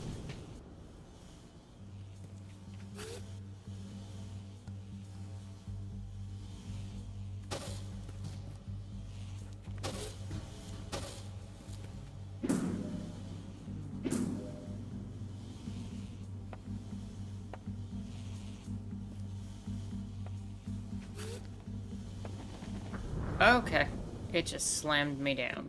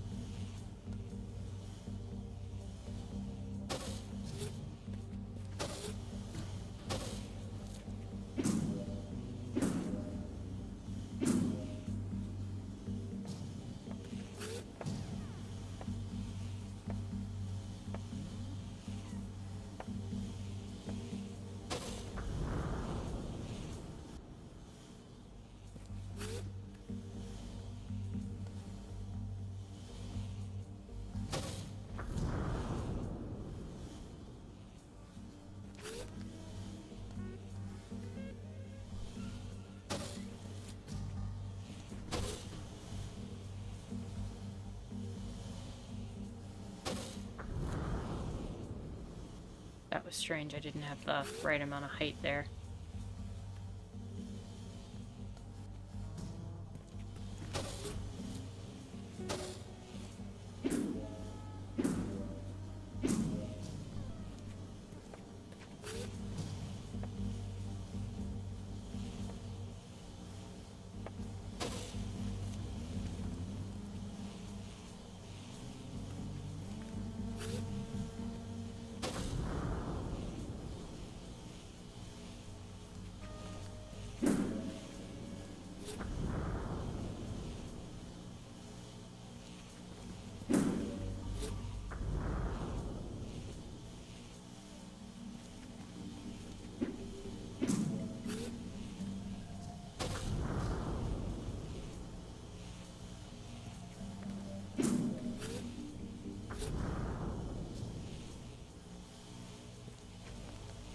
I want to do that, so I stop launching me so far to the left. Come on.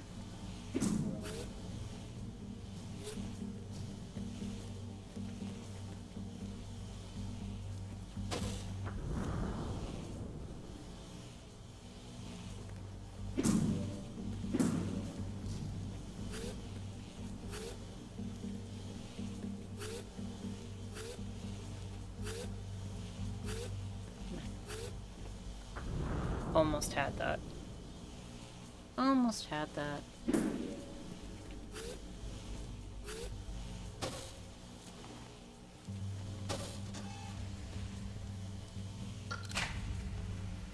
Perfect.